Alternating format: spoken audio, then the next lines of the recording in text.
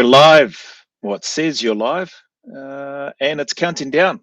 We're back again with another live. Aren't we lucky? Oh, actually, maybe not so lucky. Am I connected to my headphones? Let's have a look.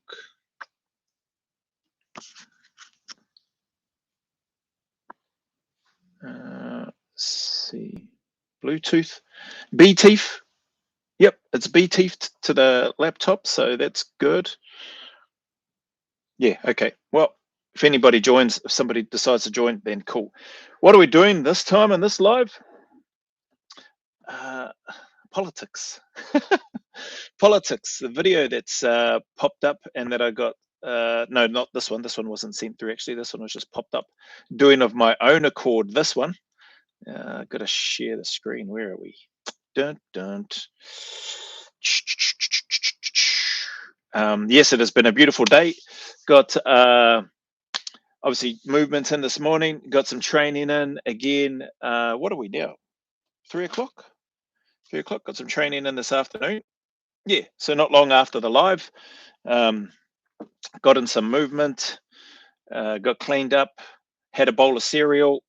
So yeah, feeling good. Feeling more energized. Got cleaned up and then dressed, and then back here, and then seeing some of this other stuff. Man, to be fair, I've probably got enough stuff to do lives every day if I was going to, at least for probably a few months. But I don't plan on doing that. But this one, obviously the political stuff is interesting to me at the moment with regards to my own little learning journey with regards to bits and pieces. So we'll see how it all plays out. Need to share. See what Luxon has to say. PM Luxon confident Bishop Stanford were not involved in failed coup attempt. Let's share that screen and see what this video is all about. There he goes. Share. People, if there is anybody on the live, I can't see because I'm sharing the screen and doing bits and pieces on here. But people have probably had enough of me. I just did a 2 hour, was it 2 hour live stream earlier today? So if people do come along or they see this, they'll be watching it later. Let's hit, is it sharing? Where's my screen gone? Oh yeah, that's sharing. Not on full screen. That video there is the one that I did the other day. Was it yesterday or another day? Can't organize a coup in their own caucus. Let's go full screen on here. Is that showing as full screen there? Yeah, it is. Okay. Let's play this. Let's see what this is about. I better check the chat, actually. If there is there anybody here? Oh, there is some people on the live. Hello, peeps. Well, it looks like there's people on there. DMC, kia ora, Jude Stracker. Do you have many challenge coins? Yeah, I've got a few. Rubber Kiwi. Oh, you shouldn't have. Didn't know you missed me so much. Rubber Kiwi, appreciate your time and your presence here as always. When you're able to make it. Let's get back to this video. Actually, not. I'll move this screen. I should be able to see the live screen there. Yeah, and then I can see this here. Check me out. What a clever guy. Play. Christopher Luxon says he's confident that senior National MPs Chris Bishop and Erica Stanford. You'll have to let me know if the audio isn't coming through, because otherwise then it's just me hearing it. Were not involved in the coup against him yesterday. Chris Pink, the now former Defence Minister who initiated the leadership challenge, has confirmed. Chris Pink, the now former Defence Minister. So this is the guy that launched the challenge, is it? Surely he can't have been the only one. Or was it the only one? And if he is the only one, why would you launch a challenge if you haven't done some sort of level of due diligence to suss out if other people have got your back and or if they want you to be the person leading the party? Like, surely he did that, right? Or is that not something somebody would do? They just want to call a vote of confidence. I reckon you're crap and I reckon I'm better. I'm not going to check though with the rest of the party to see if other people have got my back. So I'm going to call this challenge anyway. And then hello, got blinking baba. He will not seek re-election after being stripped of his portfolios. The Prime Minister today wanted to get back to business as usual as he welcomed the President of Vietnam to Government House in Auckland. Hang on, just coming back before we get into this Vietnam stuff. He's not going to look to run for re-election. Can he do that? Like, if he's the former defence minister, I assume that means he's been given the boot. Like, he issued a challenge, he lost. Okay, Keats, bros, like, we don't need you anymore. Clearly you're not happy, so truck off. I don't know that even if he did want to, or even if he did run again, would he get re-elected? Would he go back into that? Where's he going to go to? Is he going to look to, where would he go to? Would he go to National Party again? Like, I don't know, that seems weird. Here's political correspondent Zane Small. A grin and grip with the president of Vietnam. A chance to showcase Christopher Luxon, the statesman. See that potato head, eh? And that big cheesy smile of his. Was it Christopher Luxon, the statesman? It is a real pleasure to host you here in New Zealand. As we've just talked in our one-on-one session, this is the first time we've had a president of Vietnam come to New Zealand since 2007. The Prime Minister visited Vietnam last year to elevate the relationship to a comprehensive strategic partnership. Thank you for your kind words. Sorry, I thought this was going to be more of a video about the failed coup, not the Vietnam Prime Minister, President's visit. Anyway. On our bilateral relations and your warm affection, the warm affection that you and the people of New Zealand. The two nations with a shared ambition to expand cooperation on trade and defence. We talked about just generally some of the regional tensions that are there. But it was tensions within his own political party that Luxon was pressed to talk about after he survived a vote of confidence in his leadership yesterday for the second time this year. There was a confidence vote in my leadership this morning. There was a confidence vote in his leadership. Look, 3, 4, 5, 6 people there standing shoulder to shoulder, eh? With old potato head right in the middle. That's the symbol of solidarity and unity that New Zealand has been presented with in order to cast our votes in favour of National. Well, I'm not voting for National. What a trucking load of rubbish. Morning at our caucus meeting, and I have the full support of our caucus. The National leader confirmed. No, you don't. I mean, which one of these? Which ones do you reckon? I should have put that as a question in the poll. Which one of these, or which ones of these 6 rodents in the background, apart from old defence minister who's been given the arse by the sounds of things, like the lady on the left, isn't she the finance? She doesn't look very impressed. The guy in the back with the glasses, he looks like he's steering laser beams. Is that Kiwi laser, New Zealand laser? I saw that that flag in the competition or whatever that was around that. Rubber Kiwi, thanks for sending that through. That guy doesn't look very happy. We can't see old Mitchell's face in the background. The other lady in the back, I think I've seen some of the shorts. She didn't look that very impressed. Can't see the other guy in the back right-hand corner either. Don't know who that lady is on the front right, or right as I look at it. Holy hecker. But anyway, list down who you reckon was part of it. There were 4 names or 5 names mentioned in that other video that I did a reaction to not long ago with those 2 guys, Paddy Gower and I don't know the other guys that I'd never heard of before, but he named 4 or 5 people that were part of this supposed failed coup. Trucking useless. In my leadership this morning at our caucus meeting, and I have the full support of our caucus. The National leader confirmed last night that Chris Pink challenged him for the leadership, despite earlier expressing support for his boss. That's who Chris Pink is. Well, I didn't see him in that united front that I just saw with old potato head in the middle, saying that he has the full support of his caucus. I have confidence in Christopher Luxon. Pink, the now former defence minister. I have confidence in Christopher Luxon. Those are his words. Was that during the first coup attempt, and then the second one has apparently been brought on by this guy?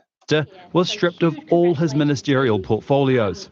He later issued a statement saying, "I have reflected on my political future with my family tonight and have decided I will not seek re-election as an MP in November."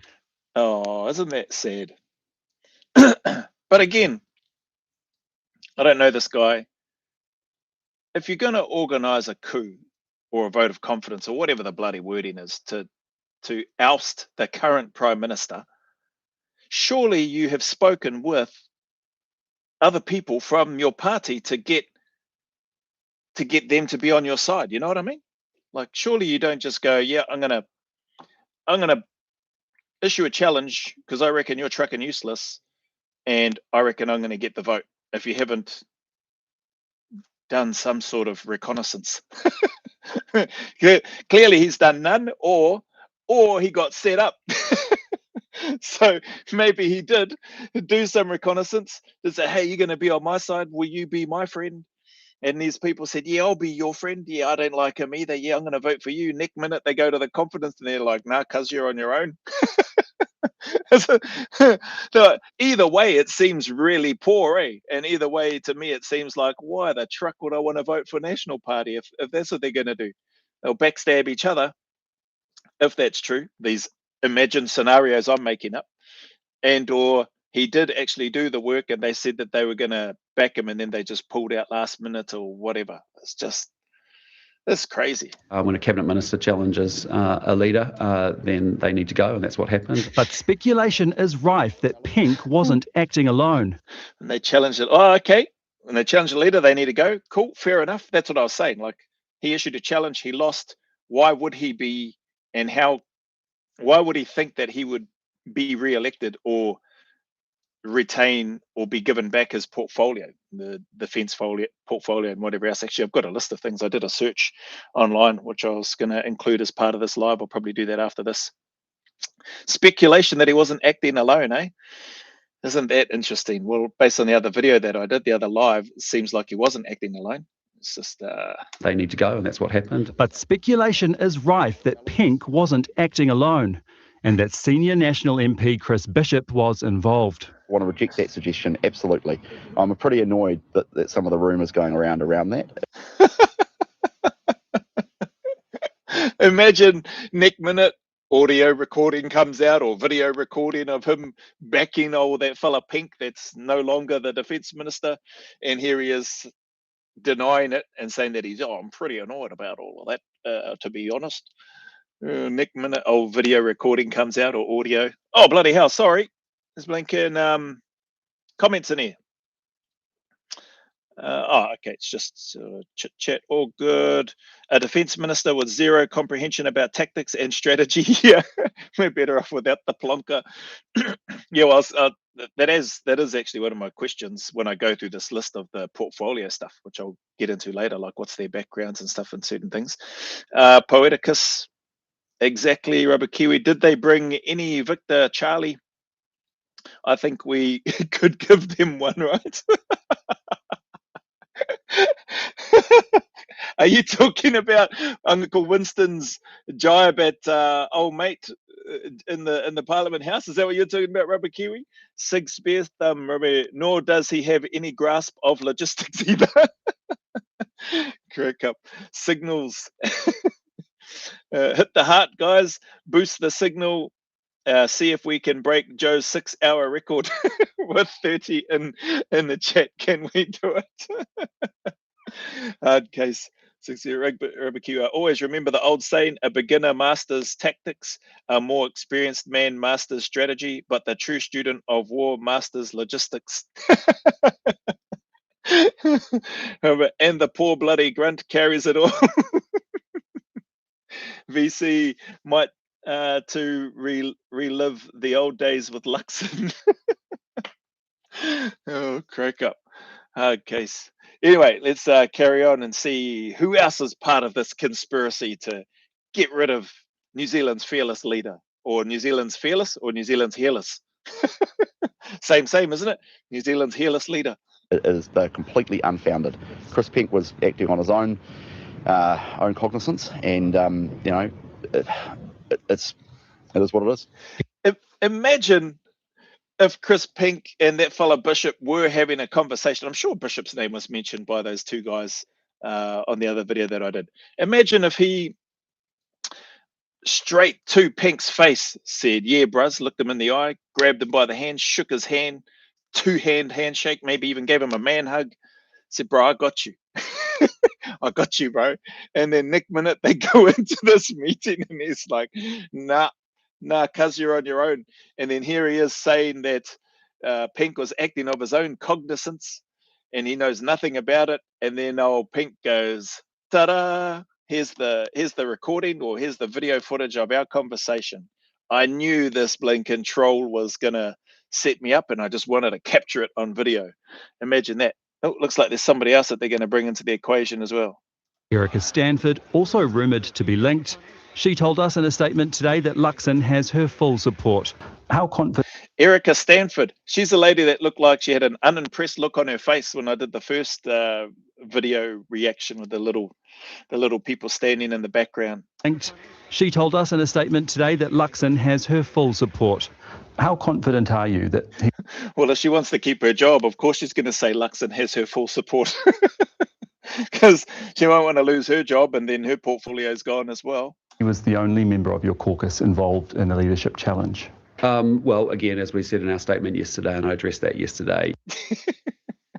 Diverting and taking his time to build up enough information in his head so that he can formulate a response. Well, we addressed that yesterday. As I said yesterday, he's probably going to lean back on, I have the full support of my caucus, and then we're out of here, people. 76 seconds of that report, or apparently a press conference that he gave after the challenge meeting went and failed miserably by the National Party. Truck and useless. What's this? New Zealand VC, Rubber Kiwi, New Zealand's less leader. That old saying was definitely started by some pogue in supply, but there is truth in it. Hard to fight a war if you can't maintain supply lines. Yes, that's true. Everybody plays their part. You are absolutely right, Sig Spearthumb. Rubber Kiwi, how many you got, bro? Sure, I'm in. You guys aren't in. If that, then I'm out. Yeah, I think last minute, or maybe they just didn't like Pink to start off with, and maybe they set him up. Maybe they went, bro, because I reckon you should be our leader. And then that female Erica Stanford go, yeah, I reckon you should be our leader too, and Bishop, and then whoever else, like, yeah, bro, you should be but really they maybe hated that guy's guts. And maybe they just wanted to get rid of him. Yeah, bro, we got you. You put in a challenge, we'll back you all the way, and then we'll be rid of Luxon, and you'll be our new leader. Next minute, it happens, and then, guys going to vote for me, and they're like, huh? What do I want to vote for you for? Oh man, the shenanigans that must be happening behind the scenes in this useless National Party. He launched a challenge that led to a vote of confidence. I have the full support of my caucus. His grip on power still under scrutiny, but today at least a chance. What would Albanese say in this instance? Labour government, Prime Minister, Australian Prime Minister. Does he though? What evidence is there of that? He's been challenged twice in less than 4 months. Will there be a third? Can National pull it together? Third time's a charm, maybe. Third time's a charm, so you never know. Somebody might get the nod. They might issue another challenge, and maybe they might get it over the line the next time. What's this? They say an army marches on its stomach. I always found we covered more ground on our feet. Hey, Lux, bro, he's coming after you. Joe Hortofel. Look at that. Jude Straker, 8983. Yeah. 6 feet till the rounds start coming in at head or body level. I like it, 6 Spearthumb and Rubber Kiwi. We're putting him in the right. We're putting him in the right spot on the ballot. In the right the right yeah, I think you spoke about that before. Got at least 17 votes so far. It's a start. Yeah, imagine that. That'd be a hard case, eh? Right-in spot, is there? Well, if there's a right-in spot, if I vote this year, I'll write my own name in there. Can't be. I can't do any worse, surely. Oh, hang on. Is this finished now? For Luxon to look the part. For Luxon to look the part. Trucking bloody rubbish. Yeah, what have I got here? I did some research in my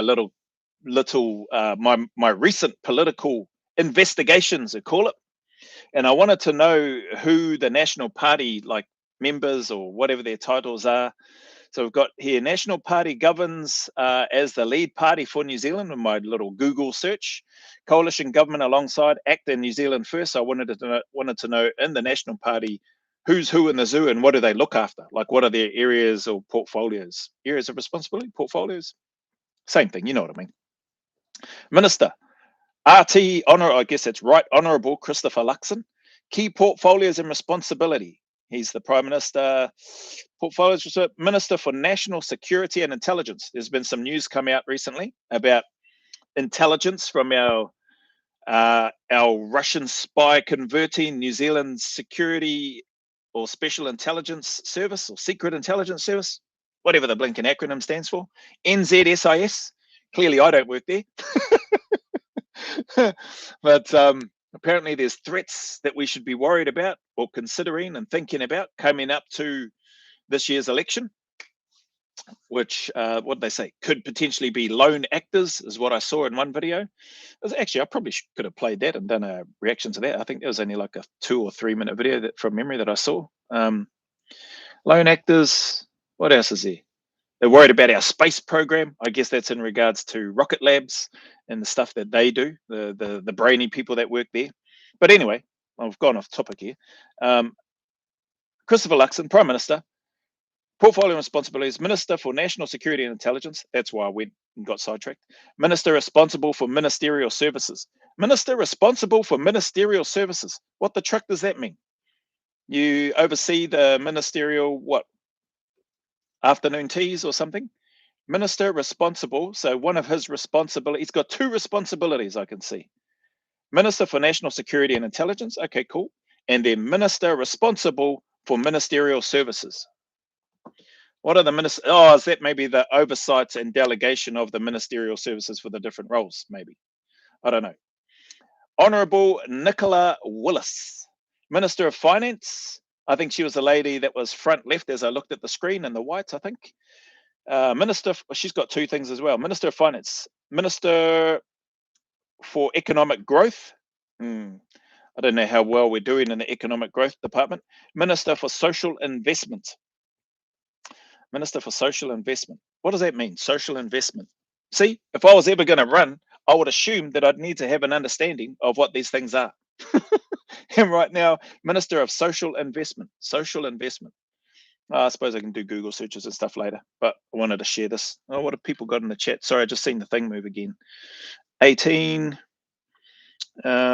Rubber Kiwi, all fun and games until you get a call at 9 a.m. asking why you aren't in your new office at the... Yeah, the new office will be in the, what do they call it? The ablution block.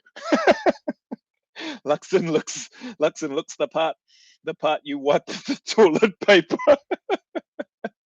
And he still stinks. Hey, well, Stu, shiver me timbers. I've never shaken any hand like that. Looks like a wrestling move. Rubber Kiwi, drivers, security, travel, etc., ministerial services. Oh, okay. Oh, so he's just organising his own people that blinking book and organises first class, business class flights, his 5-star accommodation, and blinking whatever else he's having. Ministerial services. No wonder he's got that. What a trucking load of rubbish. 6B, minister responsible for ministerial services. Sounds like the old operator operating operationally. There's some good chat in here right now. She runs the blue light disco. Minister for Social Investment. Yeah, blinking egg. Okay, thanks for that insight into the minister responsible for ministerial services. Yeah, how many times can they add minister into that sentence?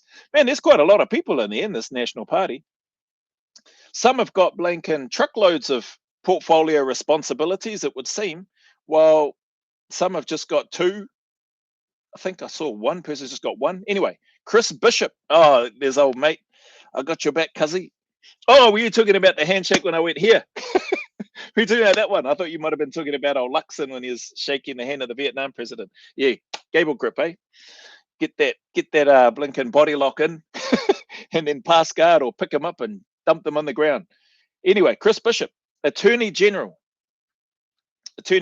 lawyer, eh? That's a lawyer. Minister of Housing, Minister for Infrastructure, Minister responsible for RMA reform, Minister of Transport, Associate Minister of Finance. 1, 2, 3, 4, 5. 5 things. Attorney General. Is that says qualified lawyer? Is that what that means? Blue light district. No. Cool. Sorry, I thought I saw the chat move.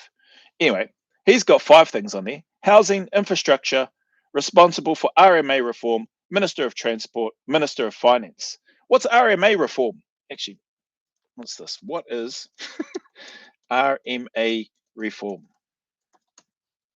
What is that? Oh, resource management? RMA reform beehive. RMA reform, resource management. What's the A? Or is that what the A is? Oh, Resource Management Act. Okay. Resource Management Act. Reform. Minister of Transport, Associate Minister of Finance. Oh, those seem like some big ticket items. He's got 5 of them. Must be a brainy fella. What's this?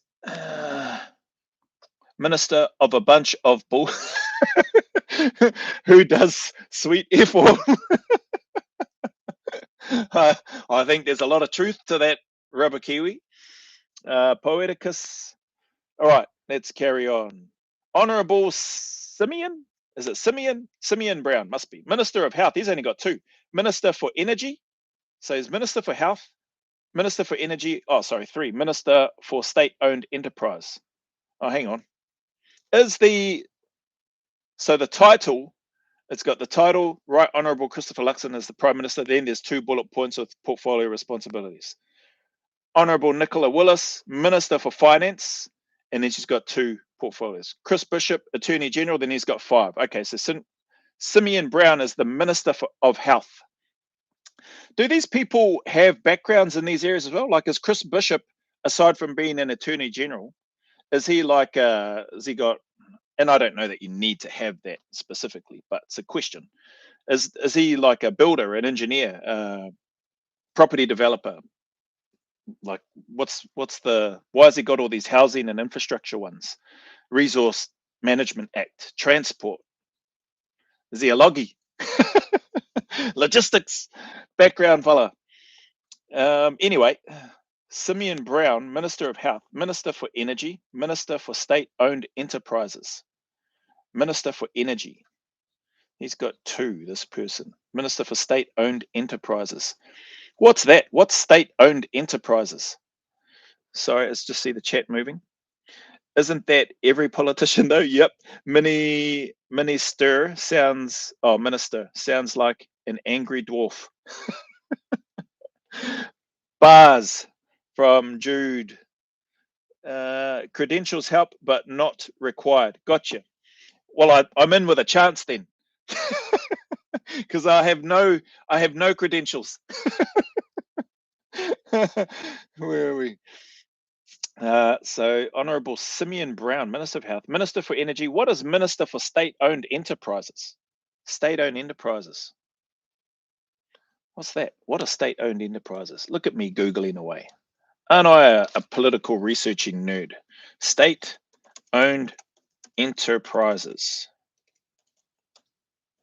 What are those? List of state-owned enterprises. Here we go. Wikipedia. Function. Formerly Ministry of Transport, Air New Zealand, Animal Control Products, Assure Quality, Electricity Corporation of New Zealand. Okay. Kiwi Rail, Cordia. What's Cordia? Formerly Broadcast Communications Limited. Okay. Land Corp, Met Service, New Zealand Post, New Zealand Railways Corporation, Quotable Value, Valuation NZ, Transpower New Zealand. All right. State part owned. So those were list of state enterprises, and then we got part owned. Ag Research, Air New Zealand, Christchurch Airport, Dunedin Airport Earthquake Commission. Okay, cool. Thanks for that, Google. State-owned enterprises. So that person's overseeing that. Honourable Erica Stanford, one of the co-conspirators, conspiring collaborators in the failed coup of Christopher Luxon. What do we got here? Simeon Brown sounds like the lead character in the most racist cartoon ever.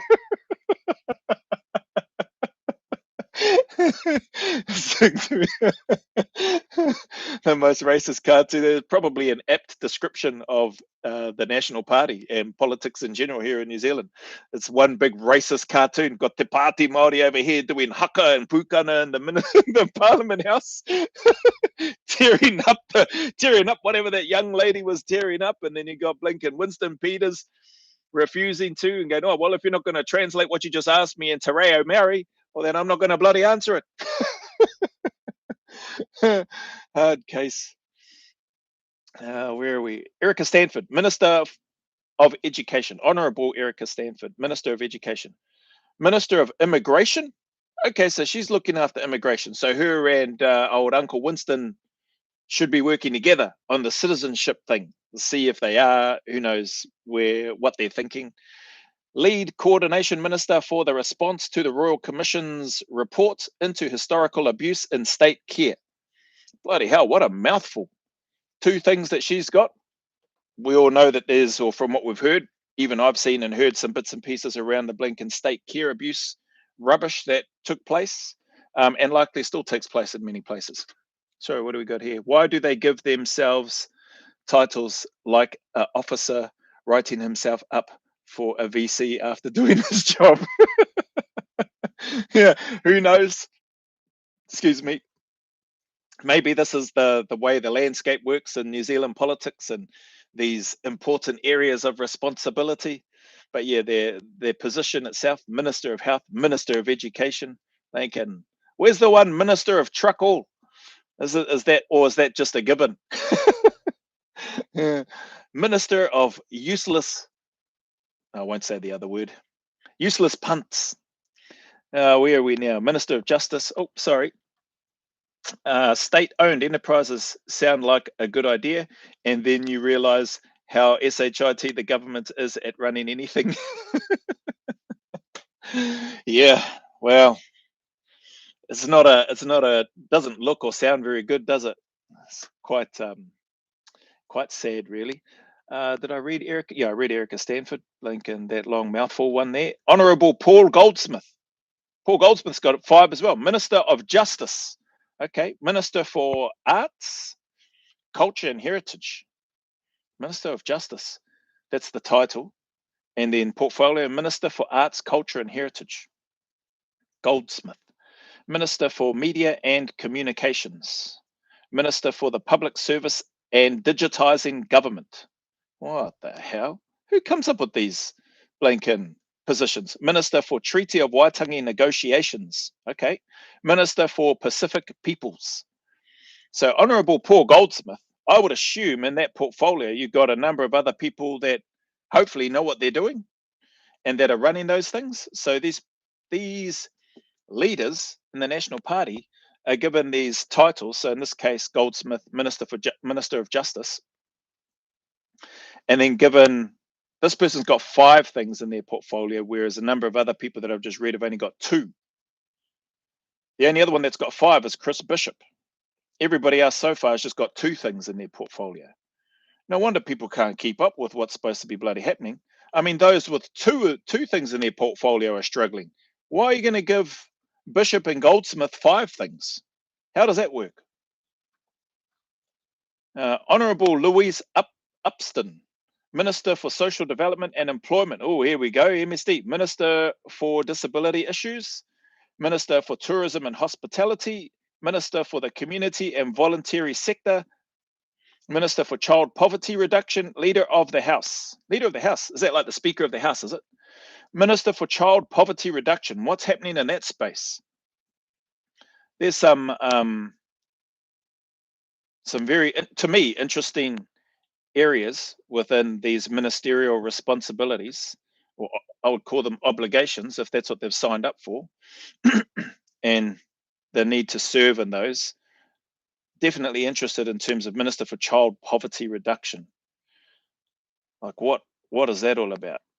Disability issues, tourism and hospitality, community and voluntary sector, Leader of the House, Honourable Louise Upston. Sorry, what's this? AWOL Stew, we really did appreciate split ends, but you can have Jacinta Ardern back. Nope, no returns. Oh well, them the breaks. Yeah, she's over there riding isn't she on a bit of a gravy train over there at the minute with Dumbanese giving payments or funding, Labor government funding through taxpayers funding, I should say. People spending from the government $80,000 to attend a Blinken spiel where she's yapping away. Hey, it's working. I don't begrudge her for making money. Like, don't get me wrong there. I wasn't here really during. Well, I suppose I was for part of it with the COVID lockdowns and stuff where she was prime minister, but I wasn't looking into politics or anything at that stage, so I don't know what she did leading up to, how long she served for, and I guess a legacy that she's left behind, if you can call it a legacy, depending on who people are and what their thoughts are of her as a person and or how she led the country. But those that voted, well, I suppose including me who didn't vote, people would say, well, we've only got ourselves to blame. I can take some of that blame because I didn't vote. So, not using my votes, not casting a vote means by default I get what I get, right? But those that did vote, well, clearly there must have been a majority that did vote for Jacinda Ardern. So they must have felt she was doing something right, I guess. I don't know the lady at all. I don't know what she was like as a prime minister. But yeah, seems like she's doing well over there now, and she's getting remunerated, if that's the right word, reasonably well by the sounds of things. If people are paying 80 grand a ticket to go sit in I imagine a conference hall to hear her speak, and good on her. Like, I think she's got a book out as well. Like, why not leverage her experience? And if she can generate further wealth or income, whatever, for her, good on her. Like, I think some people can have that, us here in NZ can have some of that tall poppy and begrudge somebody or people doing well. I mean, if she was a real tyrant and did some real rubbish things like two individuals and went out of her way to intentionally hurt people, different conversation, right? But yeah, who knows? Who knows how hard it is being a prime minister, man, of a country whereby you go into that knowing you're never going to please everyone, and more than likely you're probably going to see and feel and hear more negative commentary than you are ever going to see or hear any good stuff. So I guess from that perspective, respect to the likes of Luxton, respect to old Blinken, Dad's Army, Winston Peters, bloody still trucking, going strong. What is he, like 200 years old now or something? Blinken still in there, still Blinken hammering away with his policies and that sort of stuff and what he wants to do. But anyway, that's enough on Honourable Louise Upston. Honourable Mark Mitchell, Minister of Police, Minister of Corrections, so his role, title, Minister of Police, portfolio, Minister of Corrections, Minister for Emergency Management and Recovery, Minister for Ethnic Communities, Minister for Sport and Recreation. Well, that's a nice change from the first three I've just read. Associate Minister for National Security and Intelligence. He's got 5 as well. He's got 5. Louise Upston's got 5. Goldsmith has got 5. Bishop's got 5. And other people have got 2. Luxon, Willis, Brown, and Stanford have just got 2 areas. Interesting. Honourable Todd McClay, Minister of Agriculture. He's got 3. Minister of Forestry, Minister of Trade and Investment, Associate Minister of Foreign Affairs. Honourable Tama Pōtaka, served in the army with Pōtaka. Minister of Conservation. There's a Pōtaka in the New Zealand SAS as well. Good fella, awesome fella. Honourable Tama Pōtaka, Minister of Conservation. Minister for Māori Crown Relations, Te Arawhiti. This is another one of those racist ones, eh? Like, give the Hori with the Māori surname the Māori Crown Relations stuff. Why don't you give that to a Pākehā fella? And then he's got, so Minister for Māori Crown Relations, Te Arawhiti, and then Minister for Māori Development, Minister for Whānau Ora, Associate Minister of Housing. He's got one Pākehā labelled title or portfolio responsibility, but he's only the associate. That's just a piss take before people start getting upset. Oh, he's being racist. Look at what he's saying. Shut up. Shut your mate, as Conor McGregor would say. Anyway, Honourable Tama Pōtaka. Don't know who that is. Didn't see him. I don't think he was he part of that 6 people that was standing behind Potato Head in the earlier video that I was doing a reaction to? I don't know. Oh, bloody hell. Sorry, chat. Why can't we have GCs like you do that? What's GCs? Speeches, I mean. Oh, speeches. I don't know, because people don't want to hear from people like me. If you're talking about me. Sig Spear Thumb. Jacinda Ardern was WEF approved. It's no wonder she got such positive press coverage despite being objectively awful. What's WEF? Isn't that World Economic Forum? Is that what that is? Sig Spear. Pretty sure being a GC is illegal in New Zealand politics. Mark Mitchell, the guy from EastEnders. I wondered what happened to him. Robert Kiwi. Hey, well, Stu. Return to sender address unknown. No such number. Sig Spear. At least Mark Mitchell has a modicum of experience in the subject matters of which he has his portfolios. Okay, well, that's good to know. I didn't know that about old Mark Mitchell, the Minister of Police. I just finished getting through creating a racism point out of nothing with regards to Honourable Tama Pōtaka and the Minister of Conservation. Where we sorry, Stu, we moved and didn't leave a forwarding address. That's too bad. Didn't the actor that played Phil Mitchell go on to play a Tutu Reg Blade? Oh, I don't know. I would not have a clue. Stu, shave his belly with a rusty razor. Shave his belly with a early in the morning. Hooray! Is that hooray? Yep. World Economic Forum. Oh yeah, cool. I got one acronym. Oh, no, that's not even an acronym. Oh, is it? No, it's not an acronym. Abbreviation? No, it's not an abbreviation either. Anyway, let's move on. Honourable Matt Ducey. Hey, this fella's only got one. He's the Minister for Mental Health. Honourable Matt Ducey. How do you become a minister and just get one area of responsibility? Isn't that, you've like hit the jackpot, isn't it? You've hit the lottery. Like, you just get one thing.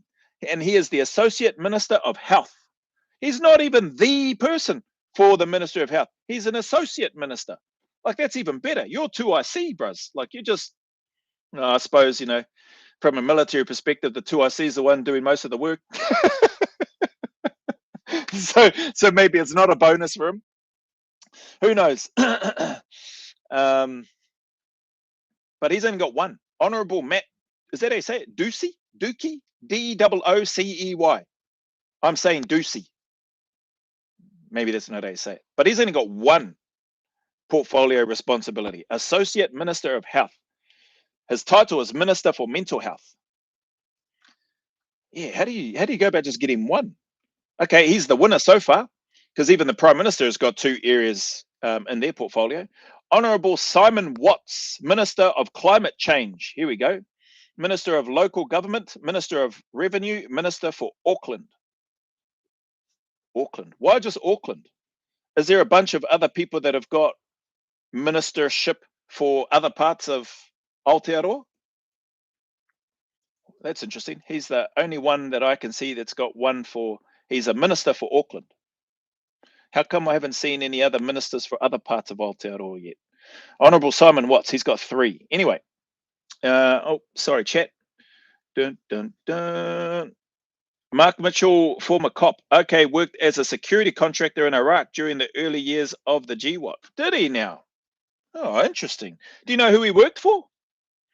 Was he working for a UK-based company, CRG or something? Or interesting. Yeah, there were plenty of coppers or ex-coppers and stuff over there too, though. Didn't know that about him. Robert Kiwi, and done a bunch of documentaries about Afghanistan and gangs, even the mongrel mob. Oh, has he? Like what? As in his role as a minister now, or when he was a police, or when he was doing private security? at least if I remember correctly. Yeah, cheers for that, Shakespeare, aren't you? Where did you get that flag? How do I answer that question? I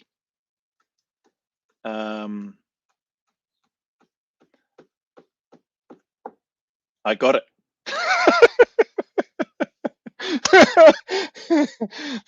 That should give you a hint, right? In terms of, I can't answer that question. There you go. That's what I should have said. I should have defaulted straight to that. ICAT-Q. I can't answer that question. Name, Joseph Hortai. Serial regimental number. Date of birth. And then I can't answer that question. Oh, rank. Well, I don't have a rank. Rank, YouTuber. At least if I read that. Rubber Kiwi. Auckland has 1/3 of our population. Danny Burke has slightly less. Oh, okay. So that's that in terms of Danny Burke, but Auckland has 1/3. Is that why there's a minister specifically for Auckland? What about Oh, okay. If that's the thank you for that info. What's this? The guy from EastEnders technically acquired. Yeah, there you go. Look at that. Technically acquired. I think Mitchell worked for G4S. Okay. Group 4 Security, I think that is, or some other UK-based security contracting company doing police training. I can't recall. Okay, no worries. Thanks for that. Minister of Construction. Just oh no, my uncle's former CO of 1 Battalion Vietnam era, and I'm looking to get him one. Oh, and looking to get him some 1 Battalion called SHIT. I've got a coin and a patch so far. Oh, that's awesome. Okay, I understand where you're coming from with the question now. Yeah, that's awesome. Well, Vietnam era. Respect to what's this? Your uncle. Wow. 6-spear regimental flag obtained by extra legal means. Yeah, it is. It is an original. Bloody hell! You shouldn't be asking me those questions on the live. Somebody from ADF, NZDF might be having a look now. NZSIS be looking at following the channel. I've already been in comms with Blinken police and stuff through my channel as well. So now they'll be looking at it and going, hey, we need to they'll probably come over. One of them comes over and drops off Blinken raspberry cream buns from time to time. Next time he comes, he's probably going to knock on the door and say, listen, mate, I need to have a chat with you about that thing up on the wall there. I'll be like, what, the poppy? Anyway, what do we got? Regimental oh no, read that. Looks like need to bring out the feather to make you confess. Yep.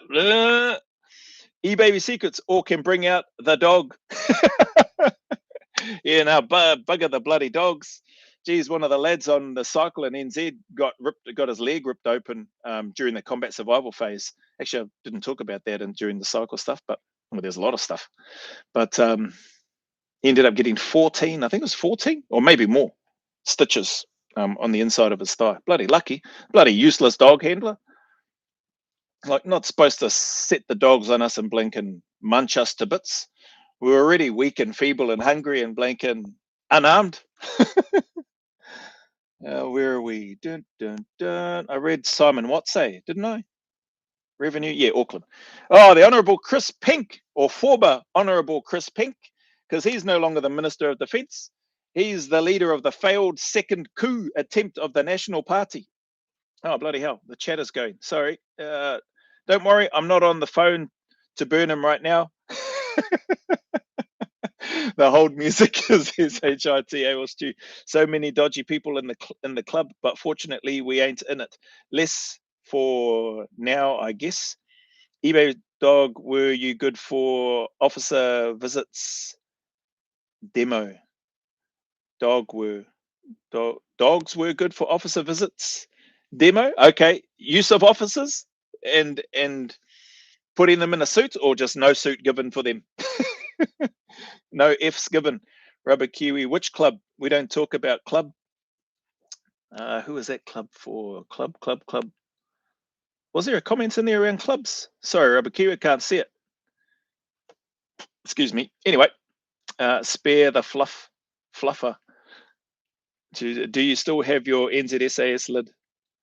No, because on the badging, day of the badging or day before, when I got called back up, we'd shape the berets, and then we would hand them in on the morning of the badging ceremony. When I got called up, the day before. So it shaped them, then they all got handed in afternoon of the day before the badging. So I handed mine in with the masking tape. I didn't get that back because I didn't get badged in the NZSAS.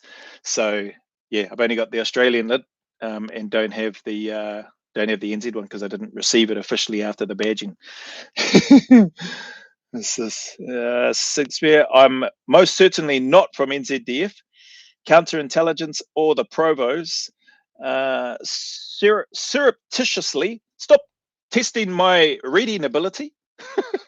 Surreptitiously, if that's the right thing, investigating your illegal acquisition of battalion property. But if I was, that's what you'd expect me to say. Yeah, you're not tricking me, mate.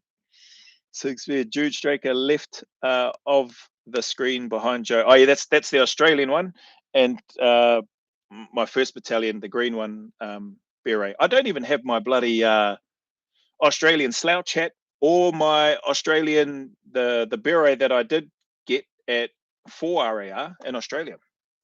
Don't know where those are gone. But yeah, anyway. Oh wait, that's an Aussie one. Yep, that's right. Rubber Kiwi, no badge, no beret. Yeah, that's right. AOL Stu, thank you for brightening my day, legends. Yeah, that's good. That's good that people are having a bit of a laugh. I've definitely been having a laugh. Anyway, let me carry on with this. Former Honourable Chris Pink.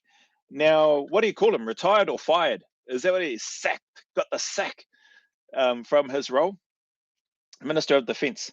Minister for Building and Construction, not anymore. So these are vacant gaps. Somebody's going to come in as the new Minister of Defence, I would imagine, and inherit these 5 areas of responsibility. Minister for Building and Construction, Minister for Veterans. Bloody hell, there needs to be some work there, surely. Seems like people that I know of, like SANZA, Sailors, Airmen. Oh, is that what it is? Sailors, Army, Airmen, New Zealand, or something like that. Seems like people are doing their own, former veterans are doing their own things to support former veterans. Soldiers, sailors, and airmen, or something like that. I can't remember. Anyway, Minister for Veterans, Minister responsible for the GCSB and NZSIS. What's the GCSB? GCSB. I'm going to have to look that up. Minister for Space. Minister for Space? The heck, man. We don't have none of our population up in space. So what do you need a minister for up there for? Associate Minister for Emergency Management and Recovery. I'm willing to bet that Minister for Space isn't a very tiresome or time-consuming job, considering we're not doing anything up in space, unless we're going into competition with Starlink, with our own Temu Link version. Okay, I need to do a search. What is this GCSB? Paste that. What is GCSB? Dun, dun, dun. Responsibilities include oversight of, yeah, okay. Government Communications Security Bureau. Right, Government Communications Security Bureau. Okay, interesting. Honourable Penny Simmons, Minister for Tertiary Education, Minister of Science, Innovation and Technology. She's only got 2. And Associate Minister for Social Development and Employment. Well, I'll tell you who's winning so far. Honourable Matt Ducey. He's only got 1 portfolio area of responsibility, the Associate Minister of Health. He is the Minister for Mental Health, but he's only got the Associate Minister of Health responsibility. That fella's living the dream, I reckon, compared to these other people, these other suckers that have got 5 in their portfolio. Some have got 3. Yeah, those that have got 2, probably not too bad. Oh, sorry, chat. What's this? Dun, dun, dun. When you're coming for a coffee, AWOL Stu, door's not locked unless you bring Jacinda. New Zealand, here you go away now, please. Like NZ Secret Service, I think. Robert Q, Government Communications Security Bureau. Oh, yeah, thank you.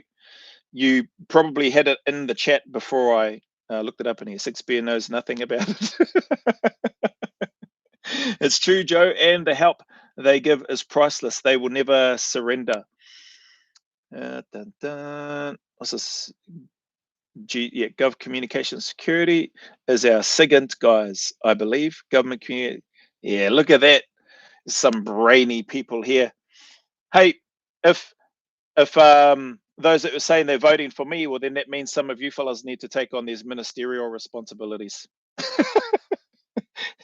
Get people that have some common sense and that have more brains than me, which isn't hard, and have more of an insight in terms of what these things mean. Even the acronyms. Blinking heck, I'm flat out Googling what some of these acronyms are. National Party ministers outside cabinet. Oh, okay. So there's more. There's more to this peanut gallery, more than meets the eye. I'll get into those. Sorry, chat's moving. Surrender. We don't know the meaning of the word. It got cold last night, so I had to put the dictionary on the fire. I call dibs of Minister of Defence. There you go, Jude Straker. We'll finally get jets. Well, would want to have a look. Talk about, do we need jets? Do we need drones? What's going to give us more bang for our buck? How do we utilize this stuff? What is happening in the landscape right now? We've got modern warfare happening in Ukraine and Russia, a whole bunch of stuff happening. What lessons did we learn from the global war on terror that we didn't already learn prior to, i.e., don't try and invade and take over Afghanistan? Thinking, heck, yeah, crack up.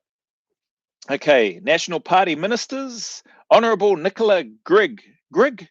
I'm going to call it Grigg. Grigg. So this person, she is the Minister of the Environment. Minister of the Environment. That's like everywhere. That's what it sounds like to me. Minister of State for Trade and Investment. Minister for Women.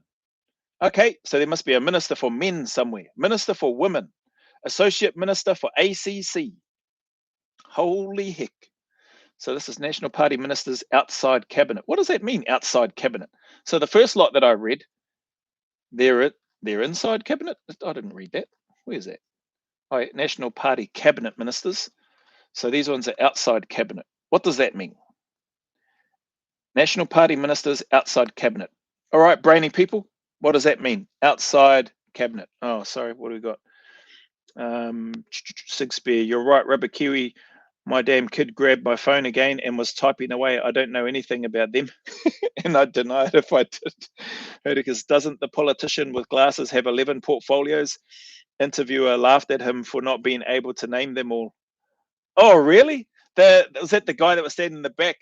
Well, I haven't seen anybody on here. What's his name? I haven't seen anybody on here yet with 11 things under that. Maybe he's inherited the defense minister's one. So maybe that's why. Maybe he's got 11 now. Deny what? I know nothing. Staff Sergeant, no, but he's the NCOIC of. Oh, so you nearly caught me. Rubber. Lesson number 1 from every US op: don't do it like them. Get in, get it done, get the truck out. Easy peasy, home for beers by breakfast. Yep, that one. That's Poeticus. Doesn't the Pulitzer? Oh, yeah, okay. Yep, that one. Yeah, I don't know. Unless he's inherited. Now he's recently inherited the former defense minister's portfolio. But anyway, that's Nicola Grigg, Minister for Women. So there must be a minister for men then. Does that mean there's going to be ministers for bloody transgenders and all the LGBTQ? What did I see on a t-shirt? LGBTQ was, what was it? Legs, glutes, back, T, was it triceps or thighs? And Q was quads. which could technically be covered in legs, but in terms of training. But I thought that was funny, the people that came up with that the replacement acronym for whatever that bloody rubbish stands for anyway. I mean, people want to engage in relationships how they want to engage. Kea koe, blink, and up to them. Go for it. Fill your boots. But bloody hell, don't expect the rest of us to have to conform to your bloody rubbish or demented ideas around how relationships and things should work. Anyway, Honourable James Meagher, Minister for Hunting and Fishing. Oh, look at that. James Meagher, is he a hunter and fisherman as well? Minister for Youth, Minister for the South Island. Holy hecker. So we've got a Minister for Auckland and a Minister for the whole of the South Island. And then this person is also the Associate Minister of Transport. Minister for Women, Minister for Auckland, Minister for South Island. Who's the Minister for North Island? Holy heck. I reckon old mate, what's his name? The fella that's winning, Ducey.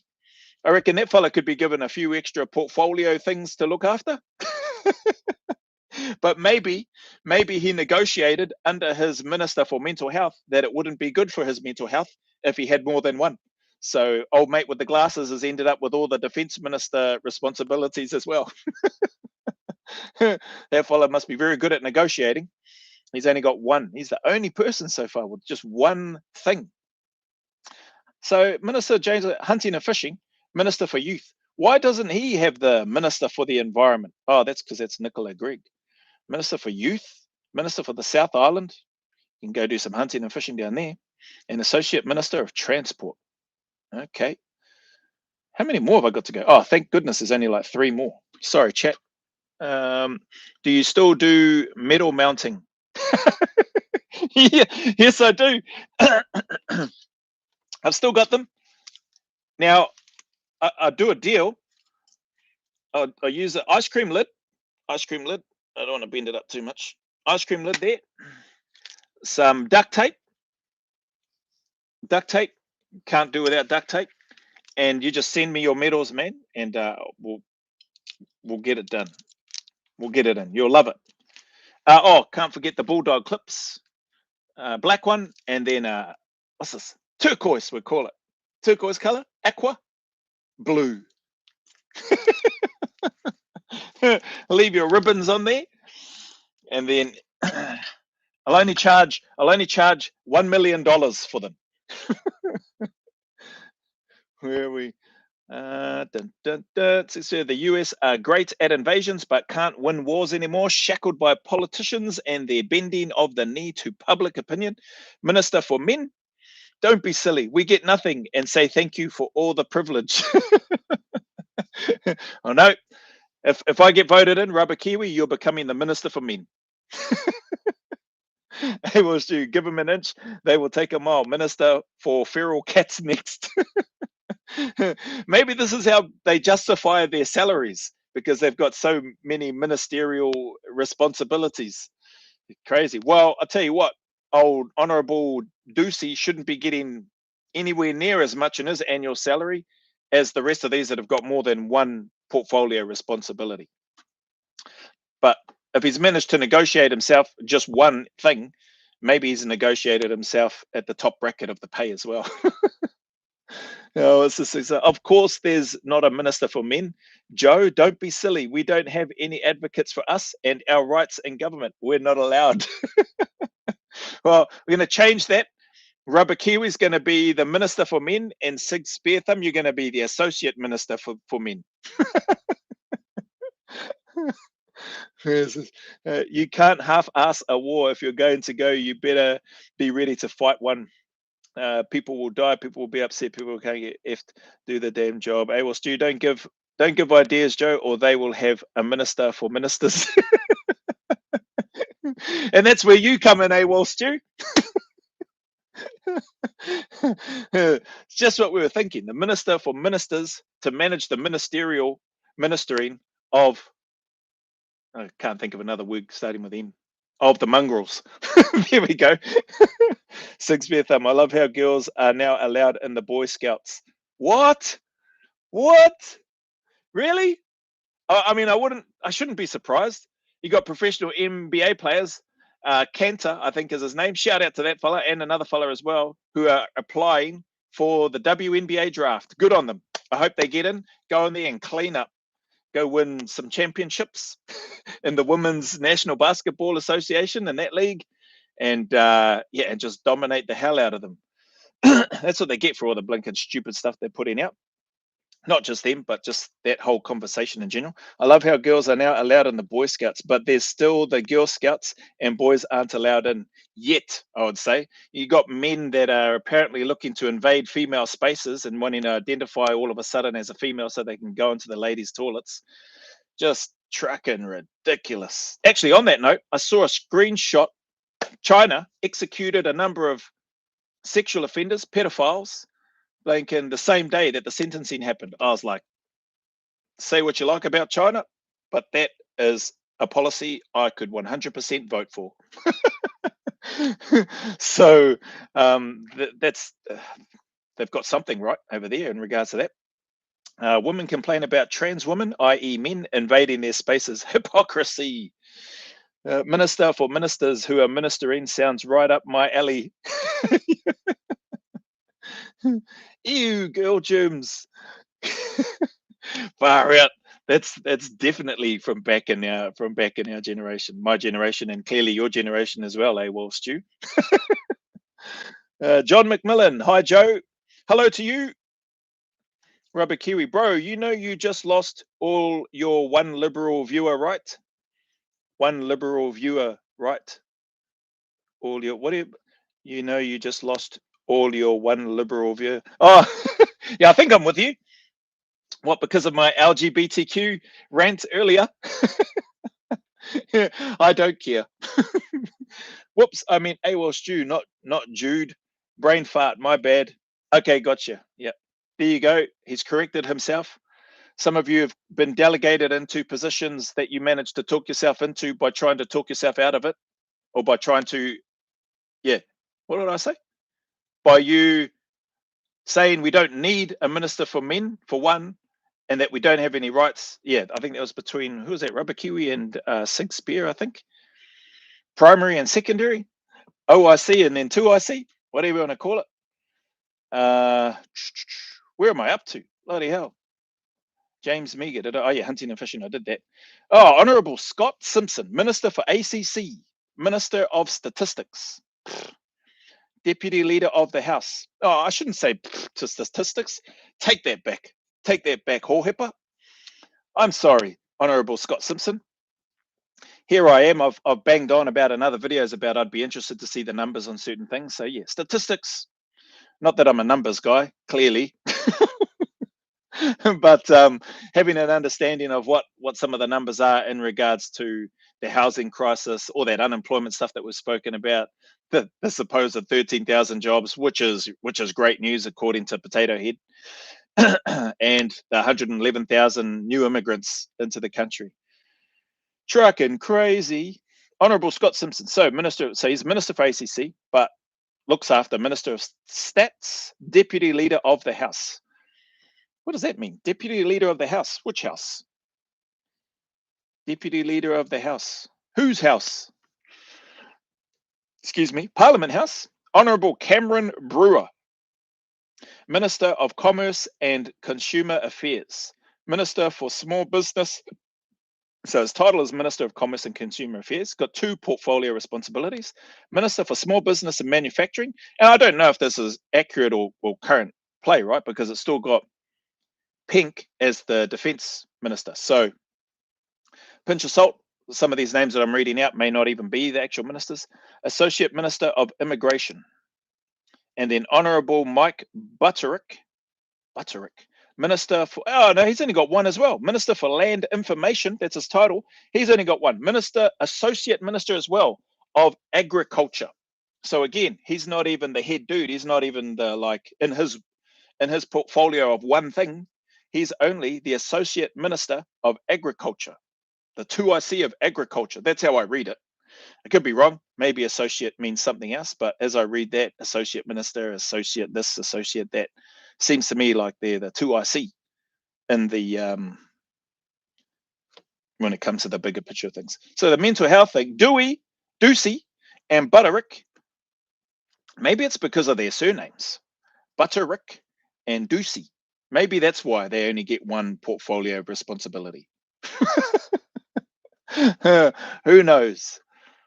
But what a list of people. National Party, Cabinet ministers, and then outside of cabinet party ministers. Holy heck. And so with all of that, with all these leaders overseeing all these different areas, there must be a number of other people in each of those areas that are, you'd like to think, steering the ship. Maybe they're not doing a very good job, or maybe they're doing a good job, but the minister isn't doing their job. Who knows? There's gaps anyway, isn't there? I didn't see anything about, was there anything that I read out that would cover things like homelessness? Is that like the, where am I looking now? Veterans, there's veteran stuff there. Oh, maybe that's the Minister for Building or Minister for Homes. Yeah, maybe that's what it is. Covers potentially homelessness stuff. Employment, that's what I didn't see. Or I don't recall reading out. Employment. Did I read anything out about employment? Or was that the Ministry of Social Development? Corrections. Now I've got to go back and have a look. Tourism. Poverty, that's child poverty. Disability, tourism, community. Leader of the House, that's that Louise Upston.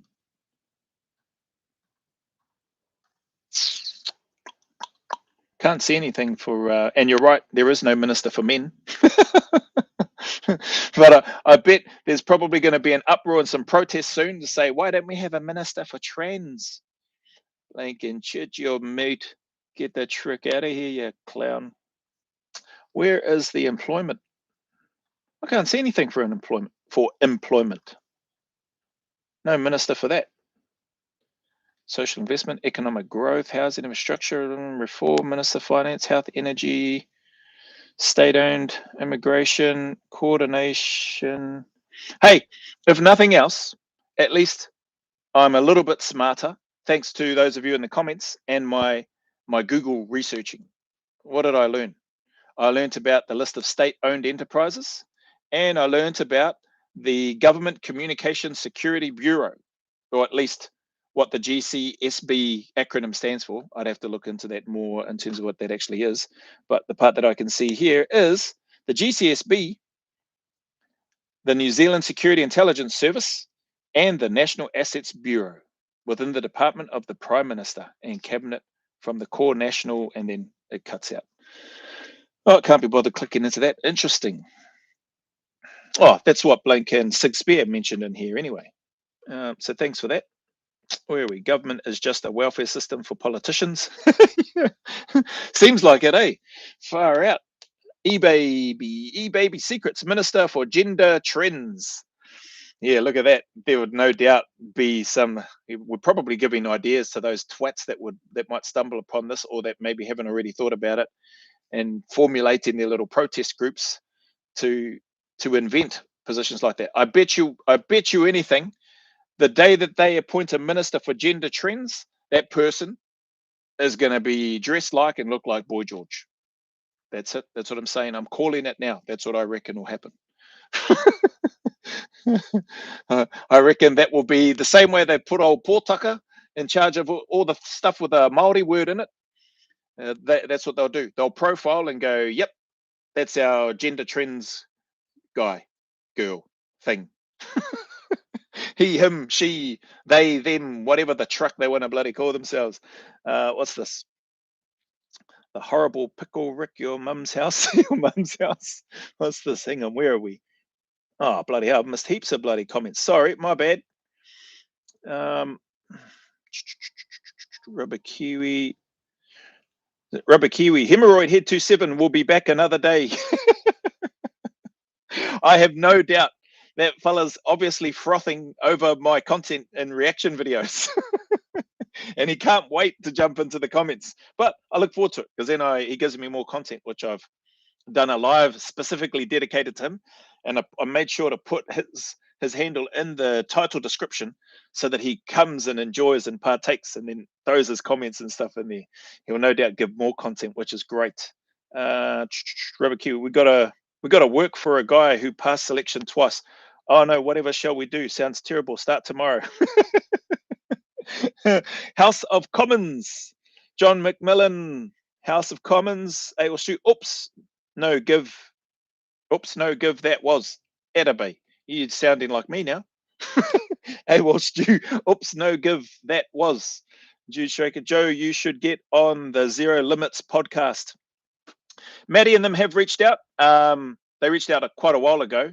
I did say, if we do it, I'll do it in person. Like, I'll go over there, like fund myself to get over there. Didn't say for them to pay for me to go over. But yeah, at the same time,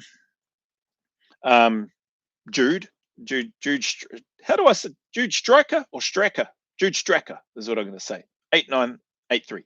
Thanks for your comments. I think there's enough information out there about me. Like, I've done an interview with my brother-in-law on Epic Aotearoa. I did an interview with Ryan Fugit, Combat Story. Did an interview, or more recently, with Layers with Cam. Done interviews with what's his name, the bro over in Blinken Perth.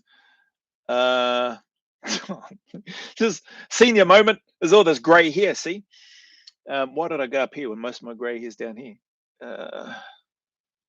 Damien Porter. That's the bloody name. So you've done a few. I think those are the, what's that, 3 or 4? And the stories are pretty repetitive, eh? Like, pretty much the same thing in terms of upbringing, joining the army, going through selection, NZ Australia. I've even done content on the back end of requests of people asking me about that, have said they don't think they'd seen a video of me talking about the lead up, during, and post my time in New Zealand military and selection and Australian. I've done the New Zealand one now so far, but I've done a whole bunch of stuff where I've probably repeated myself multiple times. Even some of the Q&As have delved into that. So yeah, I don't know. Same, one of the kind supporters over in the UK put me in touch with the Old Paratrooper podcast host. Seems like an awesome guy. Like, I've been following the Old Paratrooper podcast for a while. I just haven't gotten around to doing any reactions specifically to the interviews that he's done. I haven't watched all of it yet, but I have been watching his interview with a mate of mine, Rob Maylor from here in NZ, but joined Royal Marines, then went over, joined SASR. He got to SASR literally just after, or one cycle after me, one cohort after me. He was with RS in them. Awesome guy. He's done a good 2-hour or longer interview with the Old Paratrooper podcast. But I've stopped watching it because I've added it to the reaction list. So, and Rob, I plan on doing a walk and talk interview with him next year. He said probably around about Anzac Day time next year, just because of his work and where he is at the moment. And then he should be back here in Aotearoa next year full time, all going well. But yeah, good guys, some good people. But I haven't. Yeah, I've spoken with the Old Paratrooper host. Seems like an awesome fella. He's had some really good guests on. But it's like, I think I've talked more than enough about my story and background and that sort of stuff. And right now, like, for me, I'm enjoying doing reactions and poking my tiny brain into some of the political stuff just to get an understanding. More so, like I said, for me, in terms of who I'm going to share and cast my vote for, and try and get better with this YouTube thing. What I should have mentioned, which people have said, if you're new here, I don't think any of you are new, but if you are new and you haven't subscribed, then you're invited to subscribe to the channel, seeing as I get told that I should be saying that more often in my videos, and that I should include like a break in my pre-recorded reaction videos where I pop up and invite people that might be there for the first time to consider subscribing to the channel. So anyway, I've done that. Yeah, that's what I'd say on that. That's all I have to say about that. Zero Limits, but Zero Limits, great podcast. They've had some awesome people on there. They're definitely doing good things in that space. Rubber Q. The other one that comes to mind over there in Australia too is True Blue Conversations. Like, I don't know that guy's background, but he's had some really good people on there. So shout out to True Blue Conversations podcast, I think it is, and obviously Zero Limits podcast. Rubber Kiwi, don't say that. You know the devil is always listening. He's probably logging in now thanks to your big mouth. No wonder they caught our other spy. Your mum's house, hello. Did you just the Honourable Pickle Rick? that's probably Sigsbee talking to Rubber Kiwi, I think. Just say government is just a welfare system for politicians, minister for gender trends. Oh, I've already read that. Haven't I? There's no employment, don't need a minister. I've just caught up to that. Yeah, that is a good one. Yeah, there is no employment, so we don't need a minister for that. Need a minister of unemployment. There's plenty of that. Baby secrets. ASD or NZ? ASD? Don't know. Oh, what the hell? My thing's just scrolled right down. My bad. Sorry, peeps. I got sidetracked. Where the ASD or NZ? Sigsbee, you can't say homeless now. Joe, don't you know we're supposed to call them the unhoused, because calling them that keeps them warm, dry, and well fed. Oh, bloody hell. The unhoused, is that right? Is that the PC terms for it these days? Nah, homeless is what it is to me. Like, some people there struggling out there who are homeless, and I don't imagine that they like being homeless and or that they want to stay that way. Jason C, just on, if NZ are giving out ministry positions, I'd put my hand up from Australia for minister responsible for stopping emus and drop bears from invading and taking over NZ. I reckon there's a guy over in Perth who would want the minister for importing snakes to Australia. To New Zealand. He's hard case. I think he's spoken often and messaged and said, man, I can't believe you don't have any snakes and stuff there in NZ.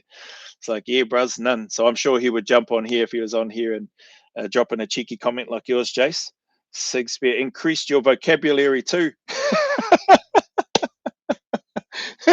Yeah, hey, that's a good point. It has increased my vocabulary. Now I just need to increase my brain capacity to recall GCSB, Government Community Security Bureau, or NZSIS, as well as what that actually means in terms of what they're doing and all that sort of stuff.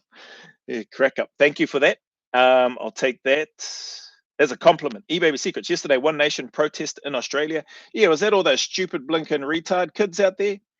Blinking yelling away? Dumb, man. Those kids need a blinking kick in the backside. Their parents do too. Actually, the parents can give their kids a kick in the backside, then the kids can give their parents a kick in the backside for not waking them up sooner. Anyway, the way this stream is going, they'll be protesting at your house, Joe. They probably won't last long, because when the mongrel mob rocks up across the road, they'll probably go, oh yeah, I don't want to stay around here anymore.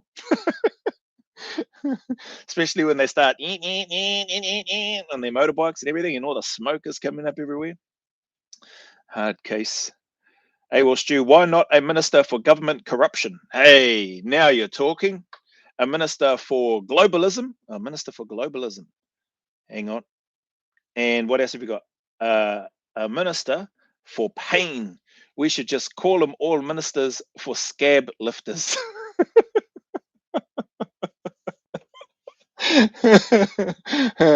Crack up. All right, well, Stu. What is it? What do people say to me? I think it's you, Rubber Kiwi. But tell us what you really think. John McMillan, Government Communications Security Branch. Yep, or Bureau. It's got on here as I have a look at it. Thanks for that, John McMillan. I was writing an assessment report and used the word concur. Handed it to my sergeant. Next thing I hear him scream at me.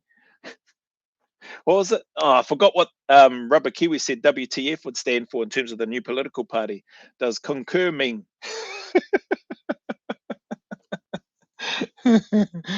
What did you say to him, Sigsbee? Did you say, oh, sorry, it was a typo? Charlie29, hey, here you go. Is our CIA. Ah, there we go. It's our New Zealand Secret Intelligence Service. Is that what it is? Is that what the first S stands for? Or is it Special Intelligence? Secret Intelligence Service? Special Intelligence Service. I was going to say it's not much of a secret. But thank you, Charlie29. Having interest in overseas activities that directly affect New Zealand. The SIS is the domestic agency. Ah, okay. Gotcha. An example is the Government Communications Security Bureau. Did I just get that right? Yes! Government Communications Security Bureau equals CIA. SIS equals FBI. Ah, there we go. Look at that. That I can process in my little head. Thank you for that, Charlie29. Straker is pronounced. Thank you, bro. Straker. Jude Straker.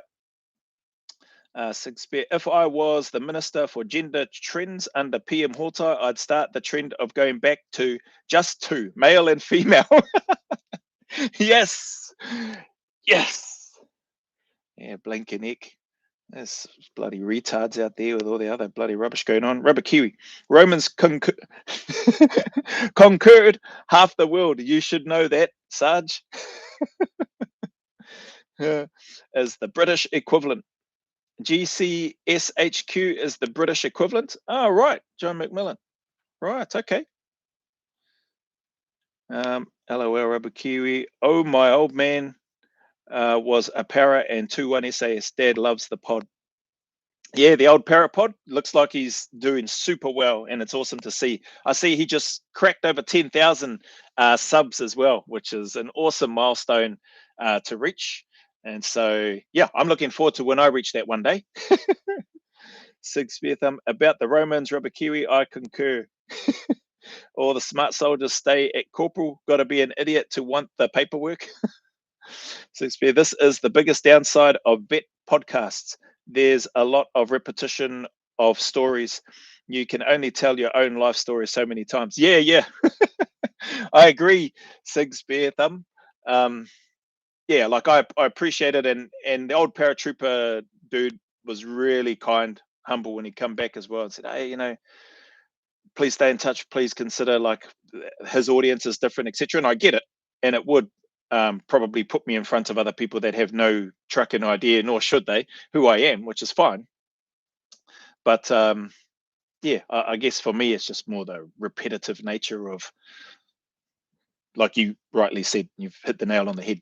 You can only tell your story so many times. AWOL Stew, the hair force or chair force are dependable mostly. Hate to say it, can't wait till the next air show at Avalon. Oh, bloody hell, this just jumped up again. What's this? Air show. Joe Gump. I started running. Yep, Rubber Kiwi, Sig Spear, never a truer word said. Left after a couple of years as corporal and went to the private sector. Good for you, man. AWOL, you remember when our Air Force could... Oh, that's for Sig Spear to AWOL. Don't worry about that. Nah, stay at private, G. Yeah. Yep, I was definitely aligned to that. Stay at private / trooper. Yep, that would definitely be... That would be the place to be. AWOL Stew, we eat our national emblems, the good old roo and emu. Yeah. No. Yep, they taste not too bad too. We had some of that when we managed to get some on the combat survival course over there in Australia. So yeah, but I'd had kangaroo meat before that as well. You have, like here in Waiuru, we'd have the what is it, the Kaimanawa Ranges blinking horses that would come onto the ranges at times in Waiuru. I remember that on basic training, and then the stop being yelled out in terms of shooting on the range, down weapons, and then having to chase the horses off the range. Those blinking things just run the show, man. They go wherever they wanted. At that time, I don't know what it's like now. But yeah, so that there was that. Where was I going with that? How did that come about? Emblems, roo, shooting, and I was talking about we'd eaten. Oh yeah, sorry. And then on the ranges out at Singleton, we had a blinking whole bunch of kangaroos come out into the field as well, out on the range. What did the Australians do? They didn't call no stop to it. This was while I was still with 4RER and part of our pre-deployment training. Anyway, let's just say the lads running the ranges, it didn't call us stop fire and blink and try to scare them off. They blink and lined up several of the roos and got the ready, stand by, fire, and then simultaneously they identified 3 of the shooters, identified their 3 targets, and dropped them, and then shot out there in the vehicle and picked them up, collected them, and then yeah, good eating. I don't know if I should have shared that, but anyway, I did. What's this? Rubber Kiwi. Oh no, I already read that. Minister for too many chiefs, not enough Indians. What was harder, selection or Rio? Harder. I think more complexity and more pressure and more stress cycle, reinforcement cycle. Physically, selection, just in that more condensed period of time, that's all. But probably equally physically hard is the cycle itself as well, but more mentally and the pressure that you're feeling and the learning curve. So you've got all this pressure, you've got the steep learning curve, you've got back-to-back courses going from one thing to the next thing to the next thing with very little break in between, and the constant need to perform at least to the minimum standard so that you can progress to the next course. And the uncertainty of still not getting pats on the back and being told you're doing well, and none of that. You're not getting any of that. You're still having the uncertainty in doing buddy ratings, rate who you would most like to go to war with to who you'd least like to go to war with within your own cohort.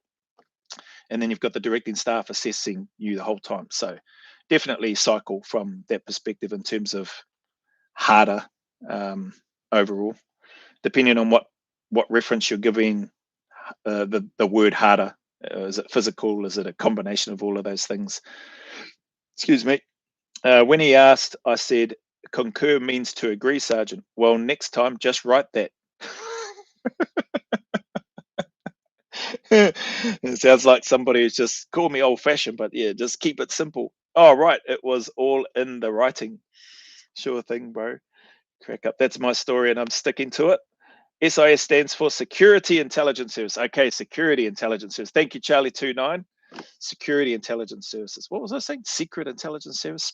Security Intelligence Service. Got it. Thank you. Robert Kiwi had a culling going on during my basic. Was like being back in Denham and Burnham with all the choppers coming in and out all day. Kaimanawa horses are more cunning than the VC. Jude Straker, I'm keen to join the NZDF. Do I go infantry, SIGs, or combat engineer if I want to? Ultimately, yeah, look at that. I was able to decipher that. If I want to ultimately try selection, infantry, always. That's what I've always said that. Anybody that's watched or followed my channel for any period of time would know that I've always been biased towards infantry. It's going to give you my opinion, the best setup, experience-wise, soldiering-wise, skills-wise, blah blah blah, to go into doing a selection course. You're going to experience the hardships in terms of some of the stuff that you will definitely face on selection and cycle. From an infantry perspective, albeit at an infantry perspective, it'll crank up higher when you're on selection and cycle. If you get through those steps, and then it'll crank up even higher again once you actually get into the unit, into the squadron. So life in the squadron is another level again. It's and then operationally, deploying on operations is another level again, another step up again. So it's a constant. You feel that pressure, and so you should. It's a great place to be, great place to serve. So all the best to you though, Jude Straker, being keen to join. In regards to your question, hopefully that helps. I'm always biased towards infantry, but at the same time, there have been SIGs get through, there have been engineers get through, there have been Air Force people get through, there have been Navy people get through. So, it's obviously if you want it bad enough, it won't really matter where you end up or what you choose to do. You could choose admin and logistics if you want to. Yeah, it won't matter in terms of if you've got the right attitude and drive and all that sort of stuff.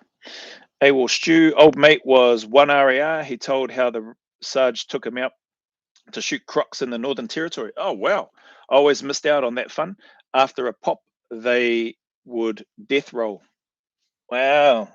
Interesting. Okay. Did you go on a trip with the NZDF? Nah, I'd already gone to Australia by then.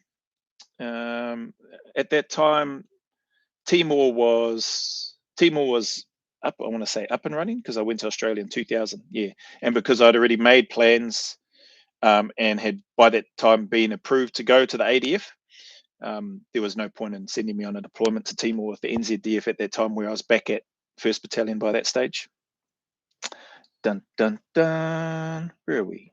Robert Q, I'm sure lots of things at your house are sticking SIG. Pricks, that is, respect. I'm sure a lot of things at your house are Okay. Yeah, the current CEO of the group now was a Logie, apparently. Okay, cool. Yeah, I don't know who the current CEO is.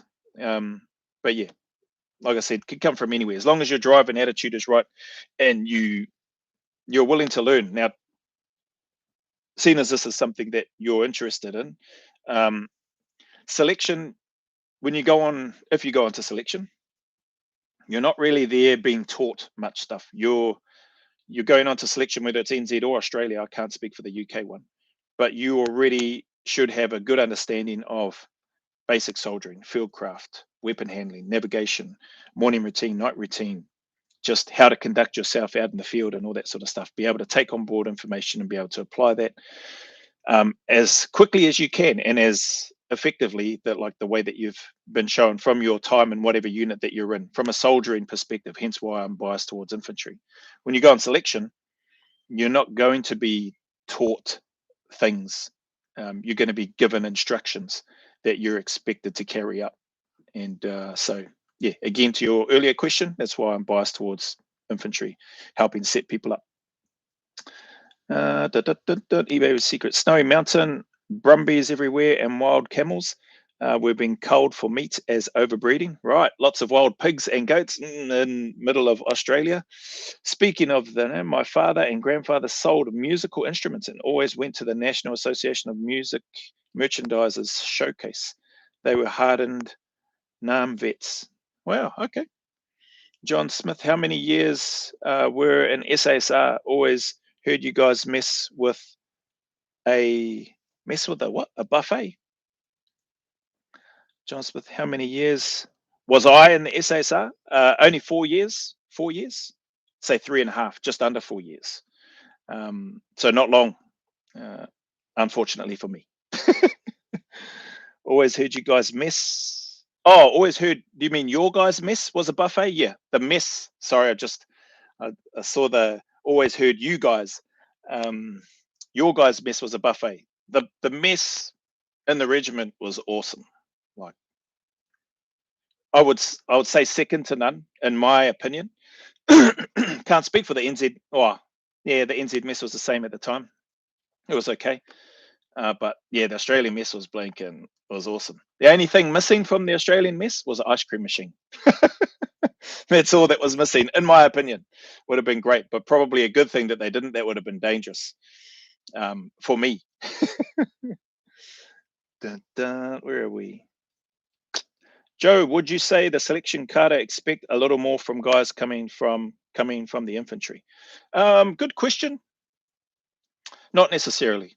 They would expect that you have more of an, like if you went onto a selection and you are infantry, and they know that from the list of attendees and or from your uniform and your beret, etc., they would expect that you've got at least a minimum understanding of those things that I spoke about earlier, from soldiering skills, etc., and fieldcraft.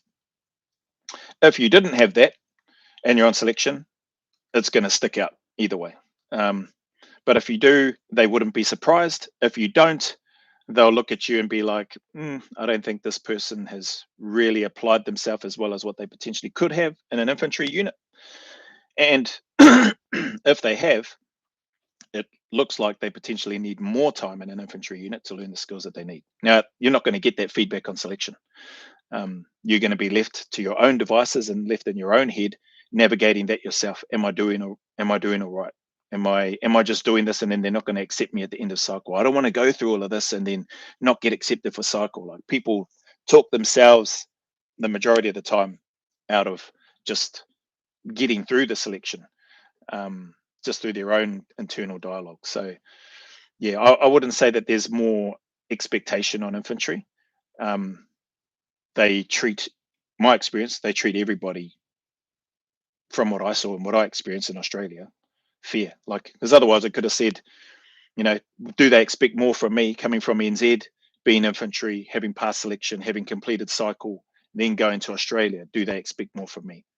I don't know that I never felt like they expected more from me. I felt like I expected more from myself, to be honest, while I was there. I don't know if that helps answer the question though. Sig Spear. LSG, settle down, pedals in the Navy, a few SASR turn co-acted to clearance diver. Oh, turncoated. So what that is? Turncoated to clearance diver. Yeah, clearance divers are blinking. They're awesome. I've got some good mates that were clearance divers that changed over to the regiment, and then I know of some guys that who were actually, no, one of them wasn't a water operator from the regiment, and then went to clearance divers. So definitely, clearance divers have got a very good reputation. They've got their own arduous selection process to get to where they are, and those that love the water, or even if they don't, David Goggins doesn't love the water. That fella throws himself in the deep end all the time, but yeah, it's definitely another option. I think one that probably gets overlooked a lot of times in terms of from a military perspective. Why that is, I don't know, but it just is. We had a lot of clearance divers. We were still on cycle. We were still on cycle at that time when the TAG East was being stood up. The Tactical Assault Group East was being stood up, and there was a bunch of 4RAR commando guys as well as clearance divers that had been brought over. So there was an application and stuff went out, process that they went through, they put in theirs, they were successful, those that were there. Then they got brought over to Perth and had access to all the ranges and everything, indoor 360, kill house, 270, etc., sniper ranges, non-sniper ranges, etc. And so then, and all the vehicles and everything. So they got brought over and started getting trained by the regiment lads so that they could have that ability on the East Coast, which is smart. So definitely some good eggs from the clearance diver space that I got to meet and got to know over time. One of them is back here in NZ, living down the South Island. What was he doing? Clearance diver. He was even that TV series, Water Rats, I think it was called in Australia.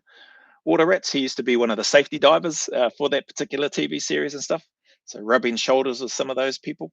And then he did selection. He's the Māori fella that said at the end of his selection, I walked into where he was and he was getting cleaned up after finished selection, and everybody was shredded from the selection. He was, and then he goes, "Bro, I'm never eating again." Crack up, man. When you're seeing, for him, I never felt that way. I could not wait to start eating again. Blanking heck. I mean, might have looked good temporarily looking in the mirror and seeing the body's all blinking sinewy and shredded, but you're blinking, you're weak as there's very little strength to that frame, to that body by that stage in terms of just the wear and tear and the breaking down that's taken place. But that's something that will always stay with me. I'm sure I've mentioned that in another video before. Bro, I'm never eating again. Crack up. And you have a pretty nice view. John Smith, turncoated to Navy. I mean, yep, gotcha. Yes, sorry, my English, not Englishing right now. Yeah, hey, I know how that feels, bruz. Anybody that's watched my videos or been around will 100% know that my English don't English a heck of a lot. That was you. The wombat has the best life. He eats roots and leaves. Yeah, I don't know about that. They can have that life then. Waiuru mess was a buffet. Not a good one, but still. Rose potatoes, my favorite. Pretty sure the chef cut himself that night. Jude Straker, research the career fields you're interested in, because whether you get selected for SAS or don't later on, you'll be in that career field for a few years. Yeah, great advice from Sig Spear Thumb. How else you combat wombats? Oh, okay, I got you. I think I'm with you now. E-Baby Secrets, were you in Iraq when 4RAR left 2 diggers behind on a patrol? No, but I was in Iraq in 2003 when, dare I say, Gulf War II kicked off. That's where we were. We had 4RAR as QRF for us, and a number of those guys, because we didn't, our troop, and I'm pretty sure the other troops from our squadron didn't call in QRF. Not because we wouldn't have if we needed to. It's because we didn't need to. And so a lot of those guys, there are a number of those guys on that deployment that came over in 2003 with us, March 2003, that went, truck this. I don't want to just be QRF and then be sitting back in a base camp and not getting utilized or called out. So yeah, a lot of those guys, really good guys, went and did selection after that deployment and got through. But I know nothing about the what you've just mentioned there. 4RAR, leaving 2 diggers. 4 hours left, 2 diggers behind on a patrol. SAS, who were the lead, gave them stern speaking. The 2 diggers had a pretty chilled night in the Iraqi desert, keeping warm. Yeah, never heard of that, bro. Don't know anything about that. I don't know where. Maybe that must have happened after 2003. Maybe, yeah. Do you know what year that happened? First I've heard of that. The commandos took it over in the early 2000s, bring back the Rum Bum and Consenta. I don't know what that is. CDs set up a lot of Tag East boat platoon. Also helped out with EOD as well.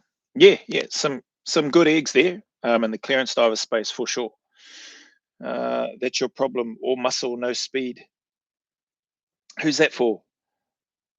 And then Jude Straker. Thanks, Sig. That's nice, good. Fish and chops, matey. Fish and chips. 6. Crack up. Oh, where was that? Have people seen that blinking? Where is that video? Rubber Kiwi sent it. I'm gonna pull that up. I should have it. Have I got it in there? Let's see. There it is. I'll just let this ad play through. Apologies if the audio is coming through. Linking adverts on here, so I'm just waiting for them to finish. Let's go. Pause. Brought to you by nomoreadverts.com. Okay, maybe this is it. Let's go share screen. How's this been going for? Again, it feels like the earlier live I did today felt like I'd been going for like 4 hours. It wasn't even 2 hours. This one feels similar, but it's not even 2 hours. Anyway, if people are here, you're here. If not, well, then you're not. Here we go. New Zealand decking advert. Seen this? Oh, sorry. What's happening in the chat? Which role depends on what you're looking for. Long-term combat trades. There's a lot to learn and take on long-term. Yeah, 100%. Short-term, get a trade. When you're done, you can use those skills anywhere in the world. That's very true as well. That's what my mum tried to get me to do. Anyone know Tim Cosley, the national MP who was the 3 Squadron RNZAF pilot? 3 Squadron RNZAF pilot. What, for the Australian regiment? 3 Squadron? If that's what you mean, no, I didn't know. He has an amazing video. He got charged for search because I'm a pilot. RNZAF music video. Well, NZ. 3 Squadron. Oh, unless New Zealand has got 3 squadrons now. I don't know when that would have been. Must have been sometime in the 2000s then, if you're saying the 3 Squadron and NZ. Yeah, I don't know how many squadrons the NZ unit's got these days. Anyway, I'm going to play this. Oh, sorry, I need to go here to play it. If you're like me, you find it very hard to keep your dick dry. I left my dick unprotected and it was warped out of shape in no time. I could barely recognize my own dick. Imagine that. He sounds South African, man. That does not sound like a Kiwi accent. Come on, bro. But I understand where they're going with it. This is a piss take of Kiwis, I imagine. But why did I bring this up? Because of the Fish and Chops comment in the comment section in the chat. Then I discovered Schaefer's New Zealand style dick sealant. The best way to take care of your dick in 3 easy steps. First, wash your dick with soap and water. Then wait for your dick to dry. Once your dick is clean and dry, paint your dick with Schaefer's dick sealant. I used to be too embarrassed to invite people over to see my dick. But now, my dick's the talk of the town. I even have pictures of my dick. Check out that dick. I want to send this to my secretary. Barbara always loves to receive my dick pics. After all, summertime is all about spending time on your dick. I'll often have 20 to 30 people on my dick at once. They can really wear your dick out. This guy, is he an Australian fella or is he a Kiwi fella? I don't know. But it sounds to me like his accent fluctuates between a South African accent and a Kiwi accent. What do we got here? Air Force deals with. Would you say everyone in the squadron was switched on, or were there a few who weren't naturally the smartest but stood out because of their work ethic and drive? What a cool question. Good question. Blank and heck, that's taken me out of my my giggle phase that I was in listening to this advert at the moment. But let me come to this question. Would you say everyone in the squadron was switched on?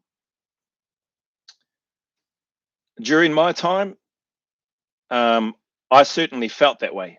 I felt like the guys the squadron that I was in, with one squadron at the time, looked around and felt like, yeah, the vast majority, there's really only one guy to me that in my head, and I'm not going to mention him, that stands out to me that I like, but that comes from my bias. I just didn't like him. He was part of my selection and cycle in Australia. Myself and others in my group, like we didn't rate him at all. Buddy ratings, I know he was near the bottom, but he earned his place. Did obviously met the requirements that the instructors needed to see and wanted to see. Whether I liked them or not was neither here nor there, but we ended up in the same squadron, but not in the same troop. And as I think about the squadron as a whole, he's probably the only person that I would say, I can't say that he wasn't switched on. Mine just stems from, I wouldn't have liked to have worked with him. That's where I'm coming from. And just for a number of things, the way that he communicated, how he went about doing things, I thought he was a DS watcher on my selection. That's how he came across to me. What I mean by that is, you probably already know, but if you don't know, DS watcher is somebody that just works when the directing staff are there or in vicinity. Like they then, like they're on the tools or they're getting up or they're talking to people, trying to lead, show leadership and say, this is what we need to do. They all of a sudden start inputting into tasks and into things. Whereas before they're just sitting back doing truck all, so that was my perception of that one individual. But yeah, that's just how I look at it, and me trying to answer your question as honestly as I can, where you say, was everyone in the squadron switched on? Maybe he was switched on. I'm just glad that I didn't have to work with him, even though we were in the same squadron. Everybody else seemed pretty switched on to me. Or were there a few who weren't naturally the smartest but stood out because of their work ethic and drive? I would probably say I probably fit into that category in terms of not being the smartest. There may have been a few others that might have been, we might have put ourselves in a group in terms of, and I suppose it depends on what you mean by smart. Like if it's an IQ test, or if it was the if it was the engineer's entry test into the New Zealand Defence Force as an example, which I failed miserably, then yeah, I definitely, it depends on what you're measuring smartness on. But when it came to pragmatic, hands-on, being able to see something, hear something, so being able to be shown something, so instructors showing me something, explaining to me what they need me or us to do in regards to whatever that activity is, or the use of that equipment, or whatever it might be, and then demonstrating what that looks like. When those things happened, I felt like I could pick that stuff up really quick. More often than not, I found that I had an aptitude for being able to understand how to do things without necessarily needing to have the actual demonstration. And there were a number of times whereby demonstrations weren't given. It was just an explanation and told to go over there and do it. And then when I was told that and going over, and a number of other guys too, so I'm not, it's not unique to me, just felt like, yeah, so I had some ability in that space. But if it came to blinking maths and doing calculations, like I've spoken about in other videos, like the demolitions course as an example, and it wasn't blinking brain surgery, rocket science calculations, but I know I needed to do extra work, which I did. Thankfully I did, because I didn't want to get retested. Well, I didn't want to fail, and then I didn't want to have to be retested. So it took a few more of those types of things, academic-y type things, to enter into my brain a lot better. But from a monkey see, monkey do, or look at things and then just apply a practical lens or approach to it, I felt like I could hold my own. Work ethic wise, I think everybody had a great work ethic and drive. People and stuff there, yeah, whether they were intelligent academically and or a combination. Blinking got the unicorns that were academically smart, practically smart, and capable, able to like do some of the stuff that I just spoke about, or able to do all of that stuff that I just spoke about, and combine that with their drive that they continually had. From what I saw, it's a very, very awesome environment, cool environment to be a part of. Competitive, very competitive, but competitive and accountable in a good way. I found it to be in a good way anyway, in terms of the type of work that you're doing. So yeah, hopefully that helps answer the question. Beagle boys, yeah, the water operators ain't had a belly giggle for a while. That's called motion light. Can you show us any of your cool photos from the regiment and battalions you were a part of? Oh, some of those are in the only a handful of them are in some of the intro videos of some of my earlier reaction videos, so you can have a look at those. Not here right now, like not on this computer anyway. They're on a separate hard drive with regards to photos and that sort of stuff. Yeah, problem solving, resourceful and adaptable to constant change. Yep, large part of it. Been looking at problems, looking at problems. There you go, work that one out. So yeah, definitely having that mindset, being, improvise, adapt, and overcome, like that is a real thing within the unit, I found anyway. And being able to problem solve is, like you said, like you rightly pointed out, eBaby Secrets is definitely a skill and things to apply. Dems calcs, yeah, like they weren't massively complicated, but I know I can't remember them right now. But if I needed to work those out again, like we're sitting down, get some refresher training, this is what we need with regards to this type of shape charge that we're using. We're going to be cutting this 3/4 inch steel, or we're looking to bore a charge, doing a bore charge into this blinking structure, whatever it is, or a cutting charge, thermite charge, and we've got this amount of P4 explosive, etc., and or we need to set it for a whatever timer with the fusee that we're going to be using and lighting, and be within 10 or 15 seconds either side, plus or minus, with some revision and some instruction from the instructors to go over that again and get caught up to speed in terms of how those calculations work. I should be able to sort it out. DS watchers don't seem to grasp that the selection kata are smart enough to surveil the candidates without them realizing they're being watched. Yeah, a number of them a number of them succumb to that and get called out. Some people may get through, and maybe I might have been completely wrong with regards to that one person that enters my mind. But again, I'm just glad I didn't have to work with them personally. And saying that, if we ended up in the same team and we were working together, like I would be doing everything, as I know he would be, like we would be doing everything we can to support one another and do that job. Like we're on the same team at the end of the day when we go there. So, but yeah, that was my take. I could have been completely way off the mark in regards to that person. And clearly the directing staff felt that he had the goods. So passed selection, passed cycle, got badged, and we went to a squadron and deployed at the same time. Just slab out at extra distance for NEQ and keep out of blast range. Crack up. Rubber Kiwi, the government doesn't pay me that much to gather incriminating evidence on Joe. I wish they did, but they don't. Answered perfectly. Oh, sweet. No worries. Thanks for that, John Smith. P for plenty is the only explosive calcs I needed to remember. Yeah, P for plenty. Yeah, crack up. 6B, never mind things like RE factor. Initiative, in the end, it comes down to that. Yeah, that's a big part of it too. Hey, mate, what years were you in SF for? When did I get there? So did select, got to Australia in 2000. We went to Timor 2001, come back, did selection. We do selection at the end of 2001, and then we started cycle and finished cycle in 2002. Yeah, I think that's how it worked. So got to Australia in 2000, blinking, testing the blinking memory banks now, bros. 8th of October 2000, got out of the New Zealand Defence Force. 9th of October 2000, the next day started in the ADF. Took some leave, obviously, so I could get over to Australia and be there for day one. Then went to 4RAR, Recce Platoon. We went to Timor. That was a 6-month deployment.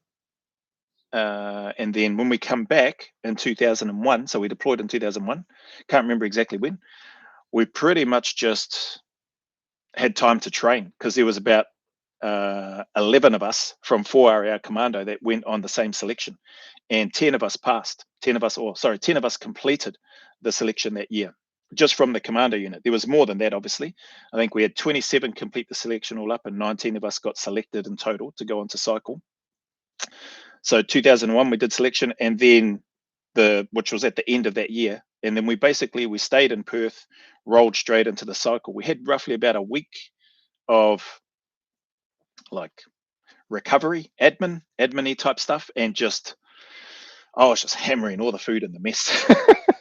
Like the food that was there, I think because of the double rations or triple rations, whatever they had there, Lincoln, we were definitely having our fill of double, triple rations on most meal times, breakfast, lunch, and dinner. Probably one of the very rare times that I was ever at every meal in the mess. So yeah, and then we rolled through cycle that year, 2002. Completed cycle before the end of 2002. Can't remember exactly when. So in a squadron by 2002, probably would have been, I want to say, maybe September. August to October, somewhere in there, we would have ended up in the squadron, into squadron life, which is awesome. And then roll around into 2003, things start cooking off. We got a bit of a heads up before Christmas leave. Then come January, come back off leave, early January, and then we started getting more briefings. And then we basically, I think sometime in January, got the heads up that, yeah, our squadron's going to Iraq in 2003, or in March, sorry, of that year. So like a couple of months time, we were going to be off. So then some of the pre-deployment stuff ramped up, getting our gear ready, training had a different perspective and a different intensity. And then deployed, come back. And then when did I leave? I think I got out 2006. Let's say 2006. It's 2006 or 2005. Well, if it's 3 or 4 years, 3.5 years, 2002, 3, 4, 5, 6. So it's either between 2005 2006, because it's only there for about 3.5 years. 3.5, yeah. Say 3 years to 3.5 years. So that's the range. That's how the memory goes. Yeah, I want to say it's between 2005 2006 range. Hopefully that answers the question. Where are we? P for plenty. Never mind. Invite the end. Hey mate, what years? So that was for Mr. PHALLUS. That's what those years were. Sig Spear. Every skill set is perishable. 100%. Yep. Plenty for everyone times 4 is the formula. That I like that. Plenty for everyone. PE4. That's how I was taught. Robert Kiwi, you were taught. Who knew? EBC, it's an Afghan. As the IED threat picked up, they slabbed a mud truck brick wall. Oh, they slabbed a mud brick wall, to make entry. And the Afghan walked out the front door. We had to stand still on the door, stack, acting like statues in NVGs. Well, Sig Spear. I wasn't born a dead-eyed professional gunfighter like you, Rubber Kiwi. I had to work at it. Well, keep working. Maybe one day. Crack up. Good to see the chat having the banter in between yourselves on there. I'm going to play this video again. Hopefully, did I answer the questions that came up?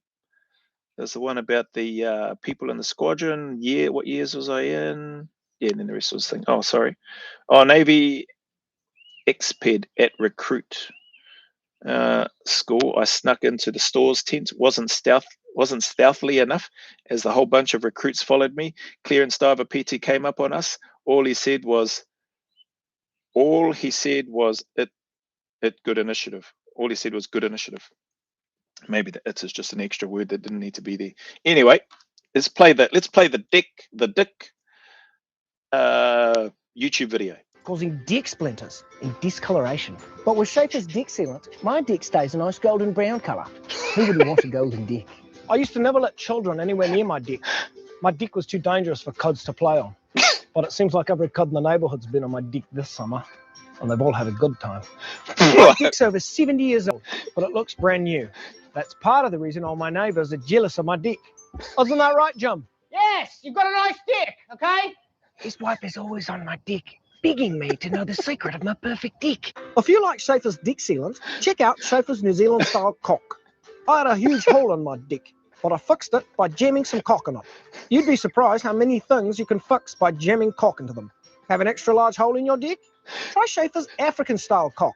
Just go to your local home improvement store and ask for the big. It's small things, eh? It's the small things you can tell with me. It puts a smile on my face anyway. This is some of the stuff when some people go down a rabbit hole and they're getting stressed out and annoyed. Maybe go back and have a look at Schaefer's cock to apply to your dick in terms of how this fella's speaking. Again, for me, it seems like he fluctuates between a South African accent and somewhat bastardized New Zealand accent. Black cock. Schaefer's New Zealand style dick sealant. Don't put it on your penis. Barely political. There's also a helpful number on the back. Hi, I've got a question about my dick. Schaefer's New Zealand style. Hey, get that squirrel off my dick. He knows he's not allowed to come on my dick. Oh, crack up. Let us know your favorite minute in the comments below. Well, we'll stop sharing that. Anyway, it's the simple things, the small and simple things that put a smile on my face. If you haven't already been able to work that out. Let's just don't need that open anymore. All right. Hey, how good was the has the rugby been? I don't know if people have been watching it. I just see the highlights because I don't have a Sky subscription. But good to see the All Blacks have a good victory, albeit over Ma'a Nonu and his new team now at the Sharks. Ma'a made an appearance, come off the bench, did a haka in response out of respect to the ABs and to his history that he is definitely a part of in the black jersey. So that was pretty cool. Yeah, ABs did well in the end. Second half, I think, was where the dividends from their hard work from the first half paid off and ended up with a good win in the end. First game against the Stormers, I think it was. Maybe a bit shaky, but they still got the win. At the end of the day, a win's a win. They've got the Bulls coming up. I think it's Sunday for us, 5 o'clock Sunday time, which doesn't really matter to me because I won't see it anyway. I won't see it until the highlights come out after. But Bulls, that's been talked up to be quite a big challenge. The most successful rugby franchise in South Africa in terms of the Bulls rugby team. But obviously all of these teams, the Stormers, the Sharks, the Bulls, and I think they've got the Lions after as well at some point, maybe after their first test against South Africa. All of those professional club teams that they've got there are all missing their Springbok guns, for obvious reasons as they prepare for the test series. I think it's a 4-match test series against the All Blacks. Wow. Thinking 8 games in South Africa. Or was it 7 games in South Africa? 8 weeks, 8 games? Or is it 7 games in 8 weeks? I don't know, something like that. But exciting anyway. So we'll see how all of that pans out. What's this? Dick splinters are the worst. I don't have a Sky either, mate, but there are free stream sites out there. Just use an ad blocker. Okay. Might have to look into that. That haka was epic. Yeah, it was pretty cool, eh? Like seeing that and Ma'a fronting in front of the team, and yeah, it was just cool. I thought it was a nice way for him to respond and for him to have a moment, especially given his Blinken history and how highly regarded he is here and respected here in Aotearoa. Yep, Nonu flattened Love. Yeah, I saw that. Yeah, Blinken. Well, wouldn't expect anything less. Nonu's going to blink and run hard at whoever's on the other team, and he's playing for and representing his team to the best of his ability. But yeah, definitely ran over Love, and I think that the last try of the game. The ref was a little bit in the road. I'd give Nonu a chance if he had a clear run and a clear shot at, was it Sam Derry, I think, who scored the last try? Like, I'd give Nonu a fair chance. Like, if the ref wasn't there, just that, I don't know if you call it hesitation, but that slight interference, let's call it, meant that it gave whoever, I think it was Sam Derry, I might be wrong, whoever scored that last try enough momentum to get over that gain line, and blink and then reach out with his big mitts as well. So maybe he might have still got there, but anyway, the fact is he scored it and that they won. The Bulls on one stream need to put a PG rating on this one. Yeah, I think when I'd forgotten about, because I'd watched that once before from the sender who sent that through, Rubber Kiwi it is, and I'd forgotten about that other part. Like it's like, oh yeah, I don't know about that, especially when he starts talking about the kids being on the deck and stuff. It's like, yeah, nah, maybe could have left that part out of it. AWOL Stu, the Navy chumped the police, and I loved watching it. So 7 games in South Africa and the last game in Chicago. Oh, okay, gotcha. 7 games in South Africa, last game in Chicago. Wow, what a treat for the USA. That's just, yeah, that's awesome in terms of the rugby and stuff that's happening now. Even the Nations Cup, is it Nations Cup? Nations Cup. That's an interesting competition. I like it though, just for the fact that it means more rugby, and to be able to watch. Oh, what's this? Does the NZSAS and Aussie SAS have reserves? Yep. Well, they did during my time. As far as I know, they still do to this day. So, it's not like from what I understand, what little I understand from, it's not like the UK SF where they have 2-3 and 2-1. I think it is SAS units whereby you can do a selection for there. So again, I don't know if they do the exact same selection that guys going to 2-2 or guys going to SBS do. But for NZN Australia, at least during my time, you only went to the reserves or TF unit if you were a fully qualified badged member. Like you had done the full selection, you had gone and served in a squadron, done time there, and then you were getting out. But you wanted to stay, let's say, in touch. you wanted to stay on ready reserve, active reservists, ready, standby in case anything happens. But it was also a good way to not lose that knowledge and experience and competency, stay in touch by getting on the ranges, assisting with selection courses and stuff like that, guys that have gone that route or guys that have done that. So yeah, there was, don't quote me on whether they've still got that now. I would assume that they'd still have that because there is some good value in having that. Never heard of the guy. I'm better at cricket personally. Loved watching you Kiwis battling us Aussies. Best games ever. Lily and Tomo. Dennis, Lily. Thank you, Nick. I think my recollections are of like the Sir Richard Hadleys, Martin Crowe, bloody hell, what's his name? The bloody Smith, the backstop. Is it Ian Smith? From the Kiwi side, anyway. Not that I was a huge cricket fan, but I didn't mind watching it from time to time, especially if it was against the Aussies. Then what's his name? Chris Cairns coming to the picture. Vittori, I think at one stage. Those are obviously guys after Hadley and them, but that's probably about the depth of my cricket. The Gilchrist and Blink and is it Langer? And then who are the 2 brothers in the Australian War? The War brothers, Mark War and thing. Brett Lee was a blinking menace as well. Obviously, Shane Warne can't go past that fella in terms of the spin, the king of spin. Yeah, some good players. Where are we? So you have Death Wish underarm stew. Underarm. Yeah, I wasn't going to bring up the underarm bowl, but yeah, it's been brought up now. 1 Commando Regiment reserves. Yeah, they are, right? For the Commandos, for 2 Commando. I think that's the case. Yeah, well, eBaby, you'll know better than I do. My Soap 23 SA needs to do a tour of New Zealand. They'd be good to go a few games. Oh, it'd be cool, eh? Imagine if South Africa. I've been surprised at how much support, like actual born and bred South African people that are blanking all in black, cheering, singing the New Zealand national anthem, doing the haka.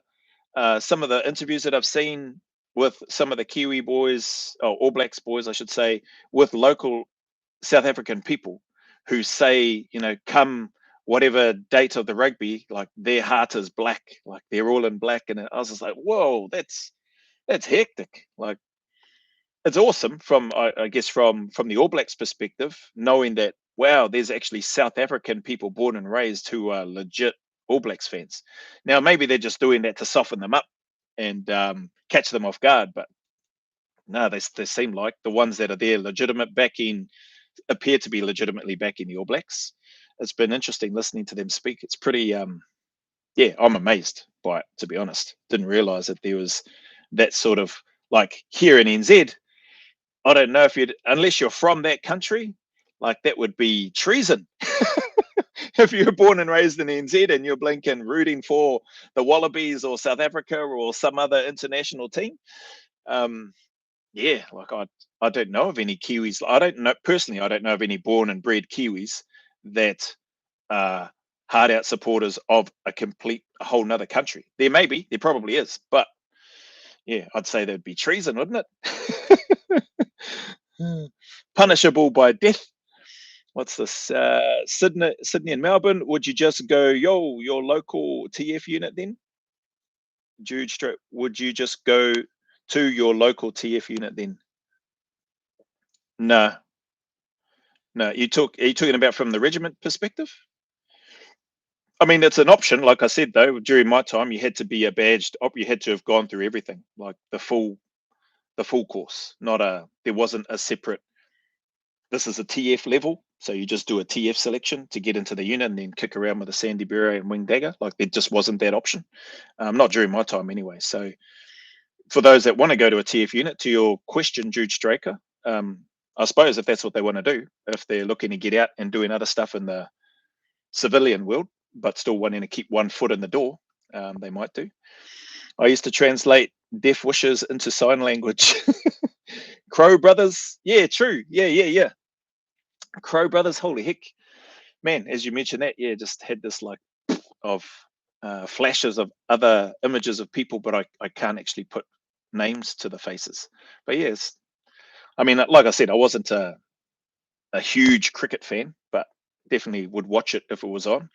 And Kiwis and Aussies were playing. Speaking of immigrants, Deepak Patel. Yeah, true.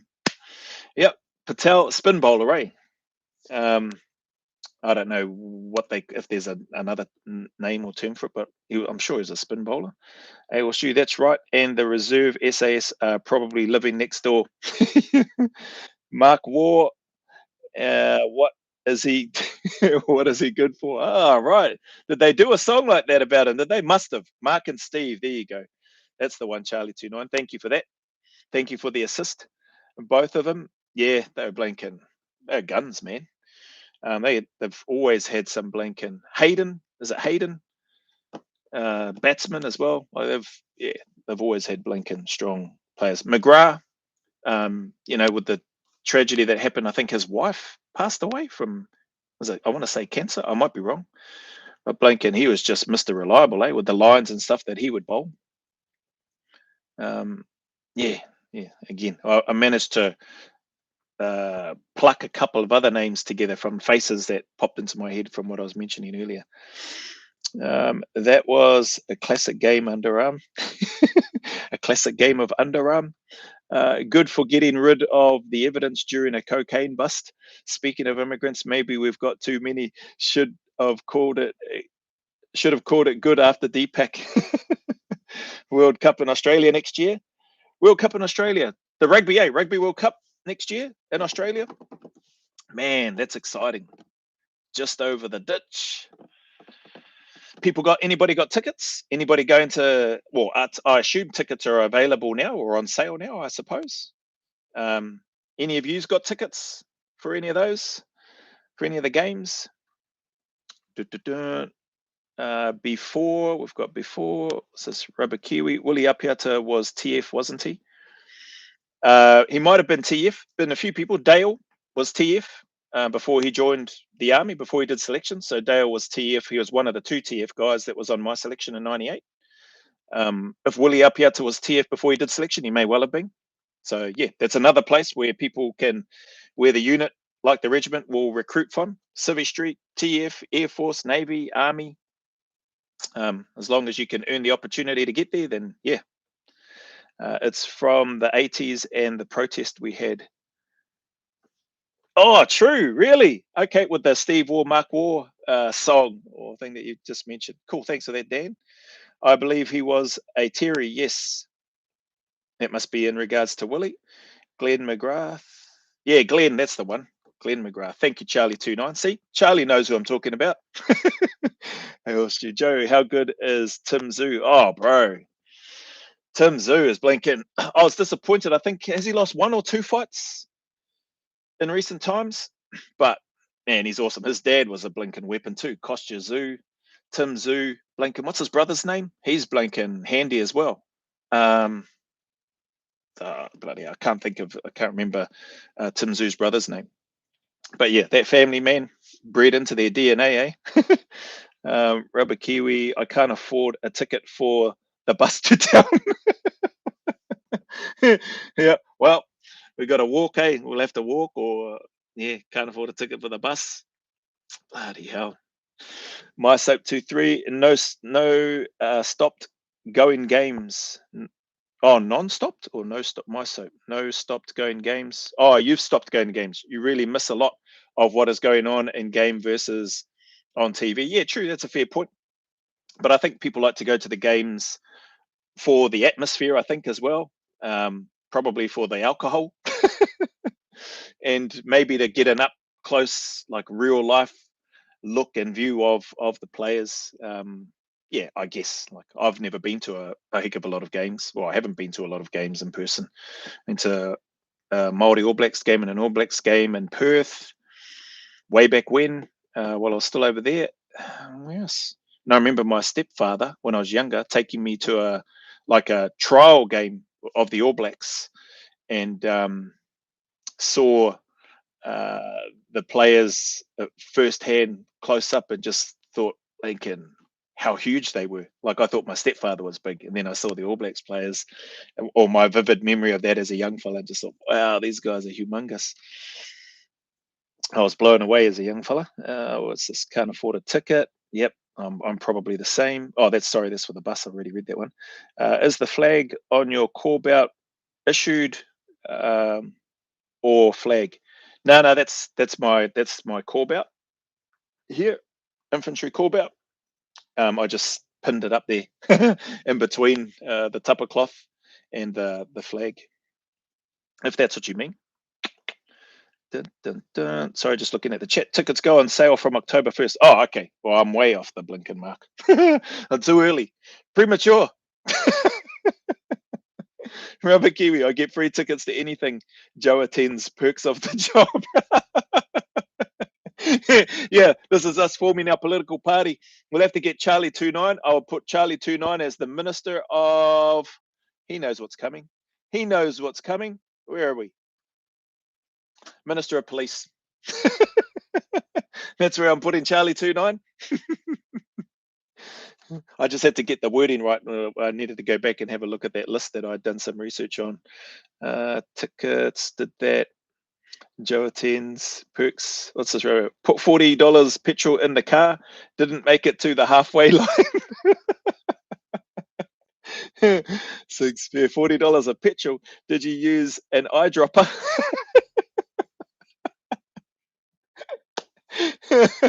Oh, far out. Yeah, that's a good comeback. Those are some good banter there. It's nice to see the flag patch on the belt. Yeah, I just pinned that on there. It's got Velcro on the back of it, just a New Zealand flag patch. I got that from one of the guys still currently serving in the military in the unit here in NZ. So caught up with him. It was good to catch up with him. He was in uniform, obviously, work. Seen his little patch on his shoulder, and I said, "Oh, that looks good." And he goes, "Oh, you want it?" I was like, "Yep." And so then he ripped it out. He goes, "Yeah, here you go." I should have asked for some more stuff actually while I was there with him. But yeah, got the little patch. So I thought that has to go up there, because in that thing, I've only got the Aussie flag shown in there. There is the Kiwi patch in the middle, but yeah, New Zealand flag one up there.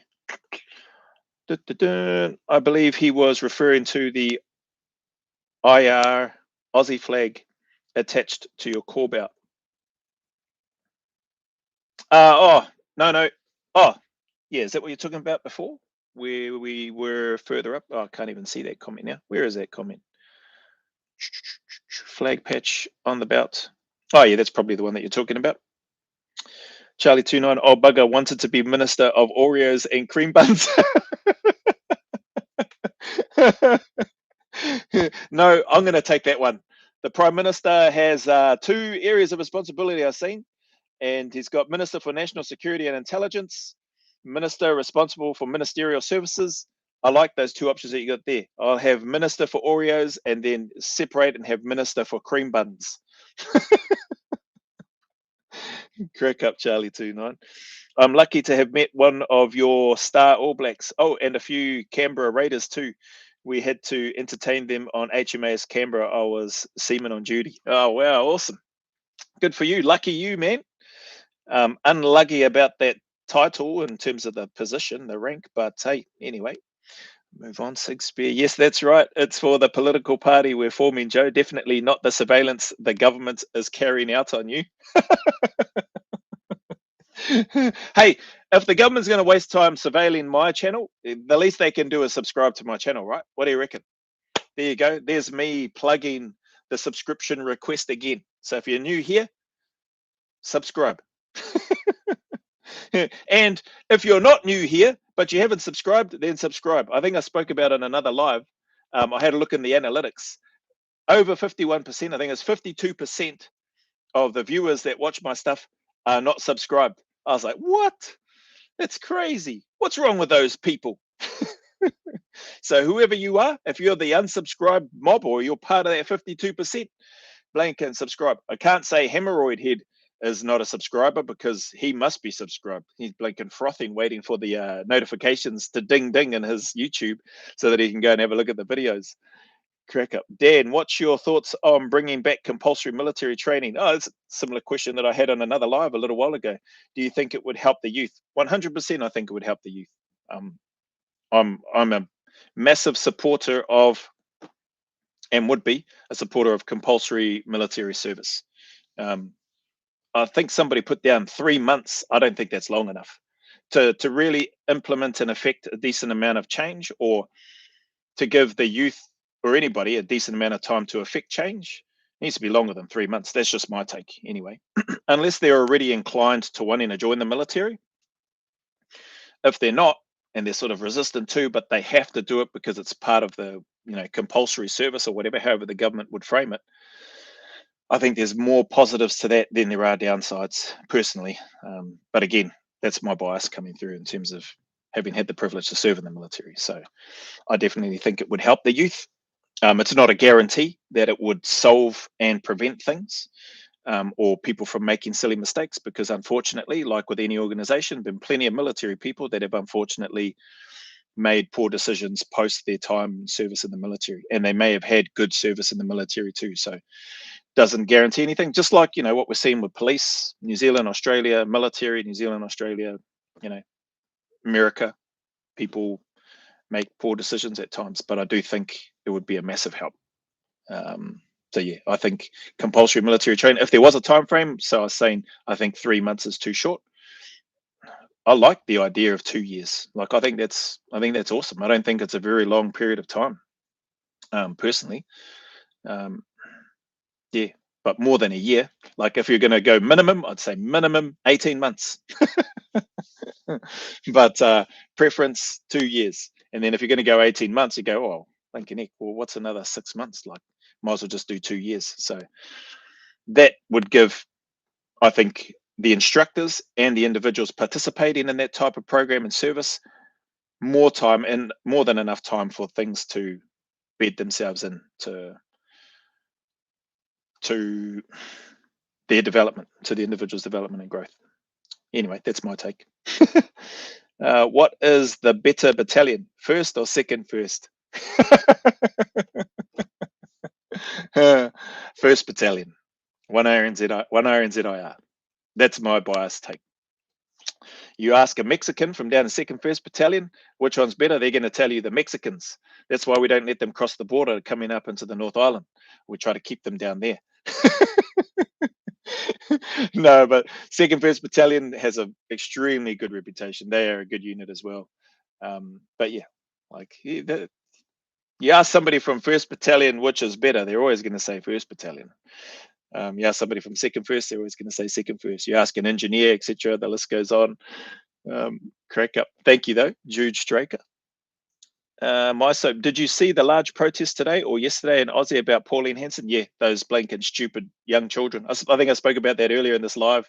Those young children should get a blinking kick in the backside, and then their parents should get one too for letting their blinking stupid children go running around and protesting like that. Bloody numpties. But I am subscribed, Sigspeed. You must have just subscribed now. Mr. Fella subscribed. Hey, thank you. So I don't know if you are subscribed or if you're just saying that to put a smile on my face. Tell you what, it worked. It put a smile on my face, and thank you very much if you have subscribed. Rubber Kiwi, Jude Straker, yes. Hey, that's a better answer than what I gave, really. Yes. Which one's better, 1st Battalion or 2nd First? Yes. There you go. Six Bear Dan, my concerns on bringing back CMT is when the US lowered their entry standards during the surge in Iraq, a lot of gang members joined. Yeah, and I have had people express their concerns too, in and around gangs potentially infiltrating the military and getting further training and tactics and all that sort of thing, which apparently has happened in the US. Yeah, I mean, there are risks with anything, and that is a potential risk, because from a young age, when you see, if you haven't watched already, that video with Mossab Hassan Yusuf, whose father was one of the founders of Hamas, I've done a reaction to that. I don't think the reaction will go up. I've scheduled it already, so it's a few days down the line, maybe the 18th or something, or 17th, something like that. I think I made it available for channel members, but it's not coming up on terms of public and for a few days' time, but it'll come up. But pretty interesting story, and interesting in terms of how indoctrinated they are from a very young age. So in terms of anything from that military perspective, that could be something that may happen, or that may be a potential risk. But again, sit around the table and have a chat around that. How do we try to mitigate those risks? What sort of checks and balances do we put in place when we're going through potentially reintroducing or implementing some sort of compulsory military service or training?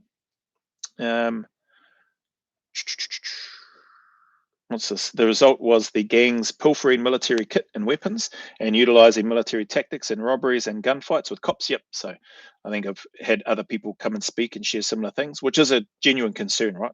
Anywhere, if you're going to bring in something like that, hence why, sit around and have the conversation about it and look for solutions. How do we mitigate that as well as we can?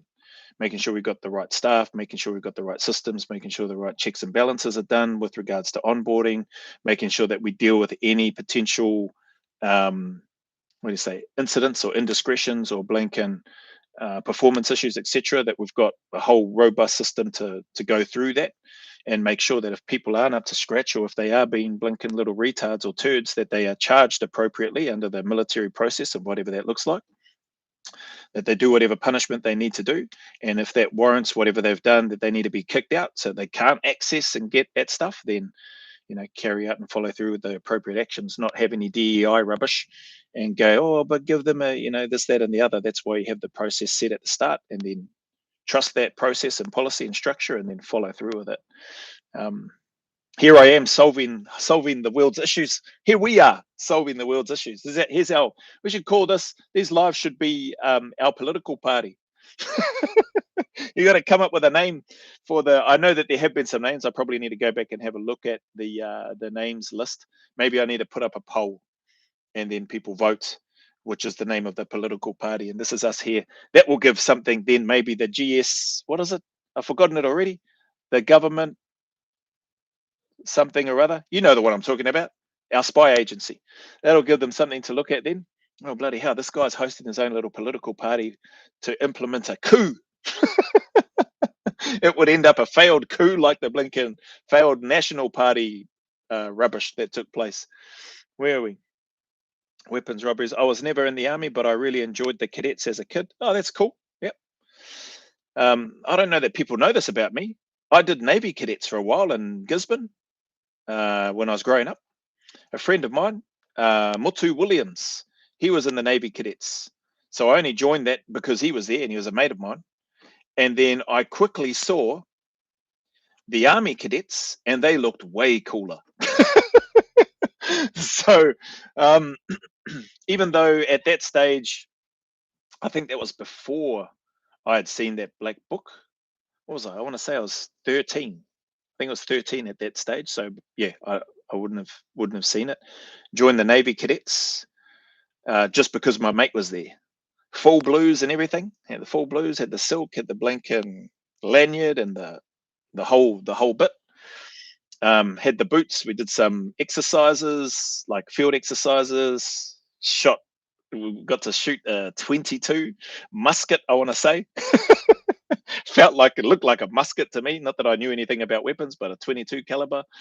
And how long did I do that for?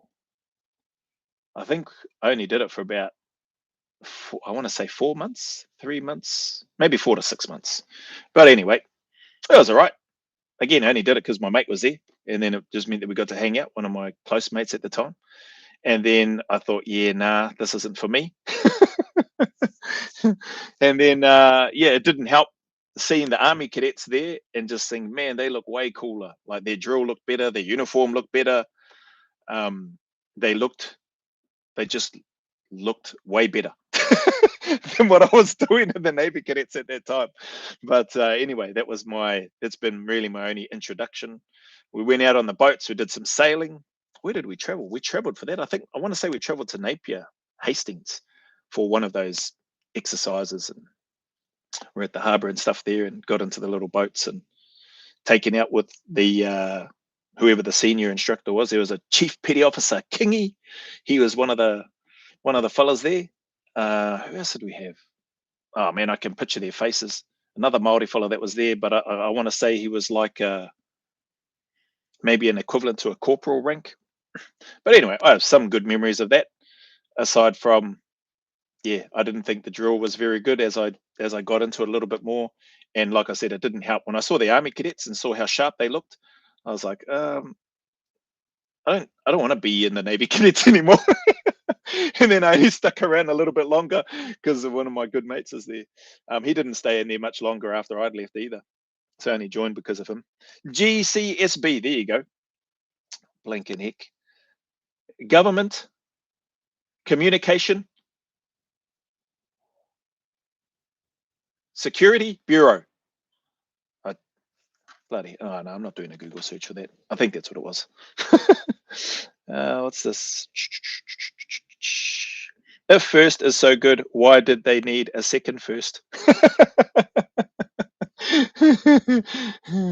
Yeah, good question. One is none, two is one. E-Baby Secrets, second to none or second to 1 battalion. Well, so if they do compulsory military training again, will I be able to snake my way in after being denied for my eyesight? Probably not, my soap. Got to make a call on that one. You're going to be too busy with your ministerial duties anyway to be looking at going into compulsory service. And I don't want to have blind people on my line shooting. Who knows? Maybe unless we get some AI technology that replaces your eyeballs, so that you then see, and you see thermal, and you see IR, and you see night vision, and all the blink and everything else, like a predator. Yeah, that exoskeleton suits with camouflage ability. Rubber Kiwi, 6 weeks basic, 1 weekend every 3 months, with occasional extended training periods of a week or 2 was how they did CMT in the 50s. Oh, right, worked fantastically. Okay, cool. So if there's evidence of that, of something that's worked in the past, 6 weeks basic, 1 weekend every 3 months, with occasional 1 weekend every 3 months, with occasional extended training periods of a week or 2, was how they did CMT in the 50s. Worked fantastically. Cool. So, back in the 50s, if that's what they did, clearly it sounds like it worked fantastically. Awesome. I think this day and age and this generation, giving too much time in between drinks, so to speak, with one weekend every 3 months, with everything else and all the other distractions that could happen, without being fully immersed, or as more immersed these days, just given the accessibility to do a whole bunch of different things. I don't know if that time frame, to me, that time frame doesn't sound like something that that I think would work as effectively. The basic training is probably good, the 6 weeks, but I would keep it as per what it is right now. It's around about a 12-week basic training, 12 to 14-week basic all arms training these days. Infantry corps training is again roughly around the same, anywhere from 12 to 14 to 16 weeks infantry corps training, and then time in a battalion. So that's like 6 months, a little over 6 months, just in basic training and corps training combined, and then having another 18 months in a unit or in the army. May not be infantry, maybe they go into a trade or something else of what they're doing, and they have the option to stay in if they want to, because there might be some that go, didn't know what I was going to do, was pretty reluctant to join the military, had to do this bloody NAF compulsory military thing. Actually, I don't mind it now. I wouldn't mind staying in. And so if they have that option to stay on if they wanted to, I think that would be good as well. But yeah, that's where my head goes. I just think, with as effective as that may have been, and if that worked fantastically back in the 50s, awesome. It's just definitely a different day and age, and youth and young people have been exposed to a heck of a lot more than I ever was way back when, and way back when people were in the 50s, etc. And there's just the ability to, dare I say, go and do a lot more things that, again, we probably didn't have access to back in our time or back in the 50s. Rubber Kiwi, my soap, yeah, but if you think your glasses make you look like a nerd now. GCSB, thank you, Charlie29. The party, what's this? The party. The farty party. Maybe, is that how you know about all the gay trans stuff? No, that's more from having worked with guys that were Navy that went and did selection, passed, and got into the unit. And so you hear some of the stories that they share. And you think to yourself, holy heck, some of the stories that some of the Navy guys speak about when it comes to submariners, they're like, there's Navy and then there's submariners, and that's a whole nother level. So yeah, my ears pricked up when I'm listening to those guys talking in the way that they do. It's quite a hard case, to be honest. Jude Straker, I'm air cadet because the closest army cadets is 6-hour drive. Yeah, okay, cool. Air cadets. I did see the Air Force cadets in Gisborne, where I grew up here. They looked like they had bugger all people when I was in at the time. The Army cadets had this staunch group of a large gathering in numbers. Like I said, they look sharp to me. And then there was us gaggle of the Navy cadets for my few months there. And then there was I think I remember going to the Gisborne Army Hall at the time, on the corner of Stout Street. And I'm pretty sure the time that we were there, when it was our turn, we saw the Air Force, and there was 3 people.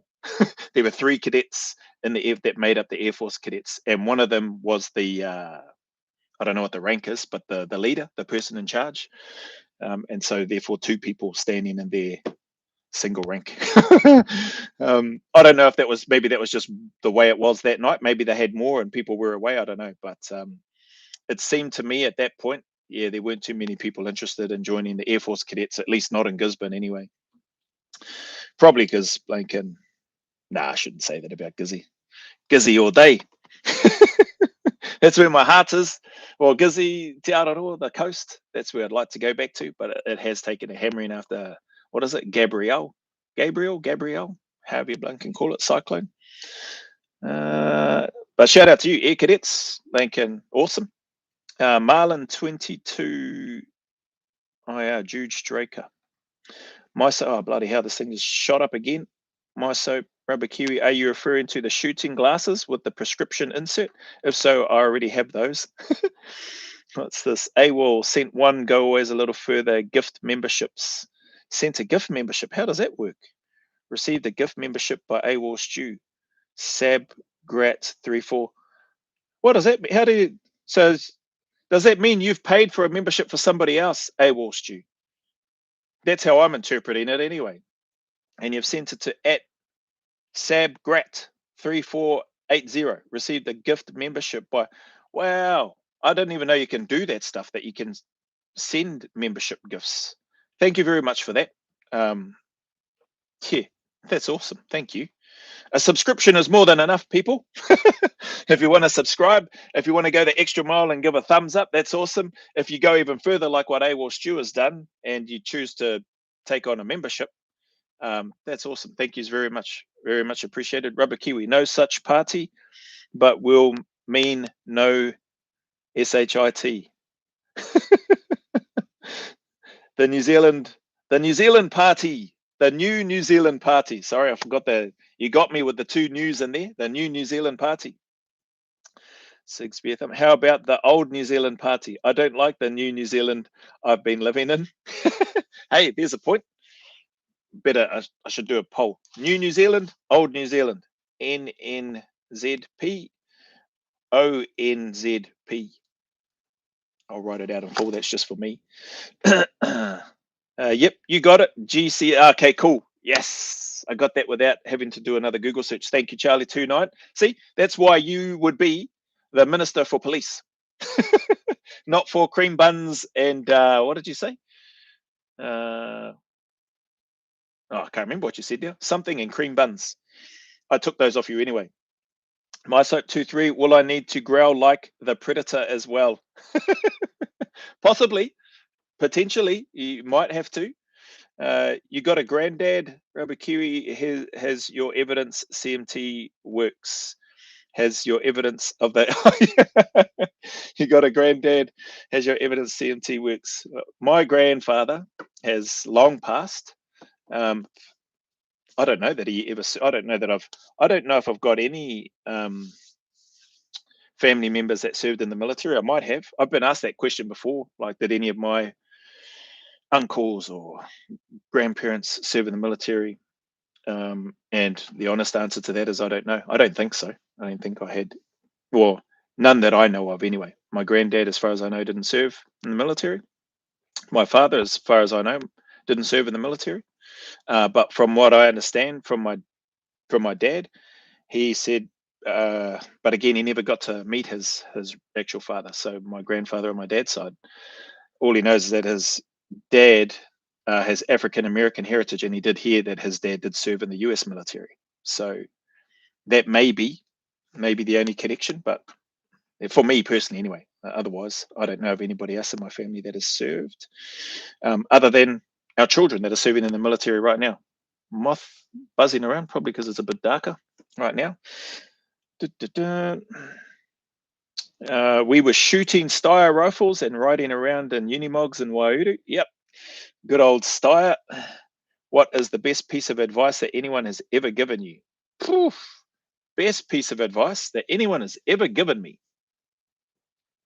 I don't think we have enough time here for me to try to dust off my memory banks and try to go through that, or think of people that initially come to mind that have spoken to me, as like my mum, section commanders, leaders that I look up to from the military, people outside the military, friends.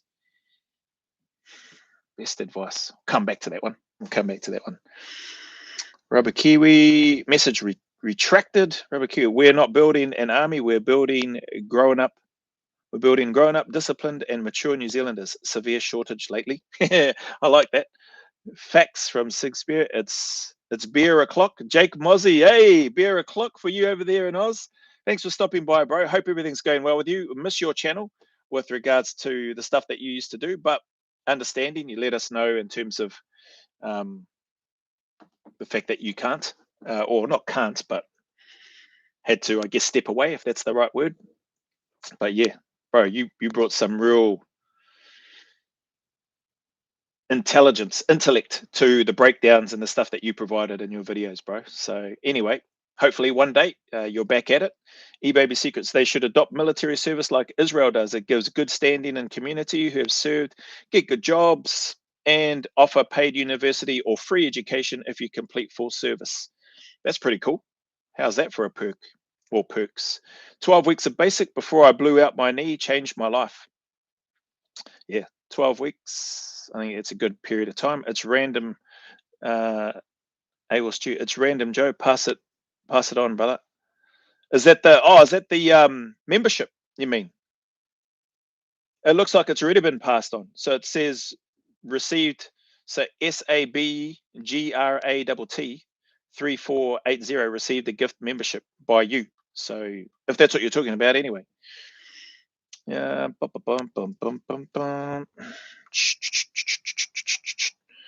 Can be minister of more than one thing. Yeah. Oh, Blinken, those two that have landed the Blinken golden parachute, they've only got one responsibility. How the truck does that work? That's interesting. Well, others have got 2, 3, and 5. A couple of fellas have only got one. Lucky for them. They'll be looking around going, oh, it sucks to be you, cuzzy. In terms of those with one, looking at others with multiple.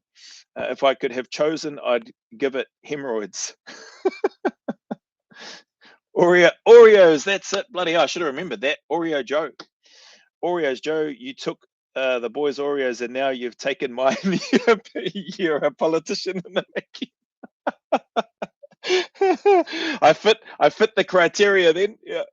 No, you're not being minister of Oreos and Blinken raspberry cream buns. That's mine. Yes, I'll take those.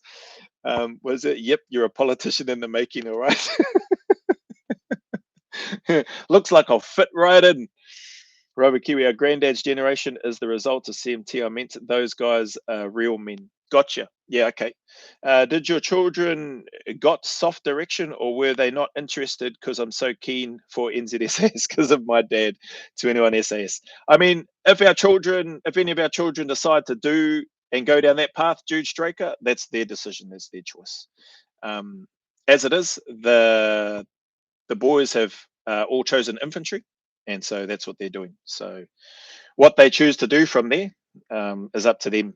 It was a surprise, I should say. It was a genuine surprise to me that they chose to join the army, let alone go infantry, because all of them, or all 6 of the children, the girls included, but the boys they definitely didn't inherit their dad's brains. They inherited their mums.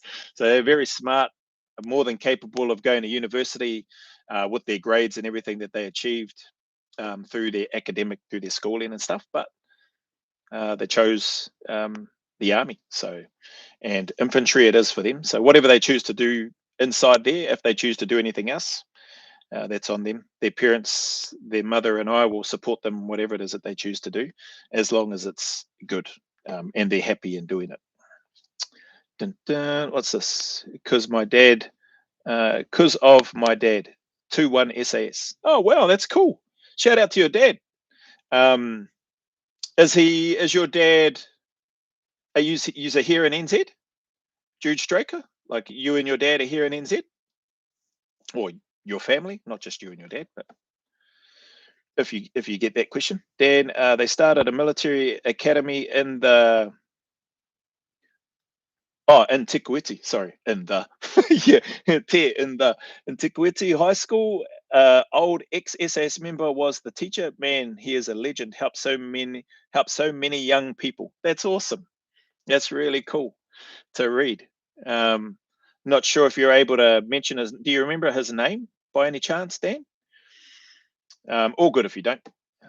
Sigspeeth. I'm speaking of the Steyr org. What's your opinion of it, Joe?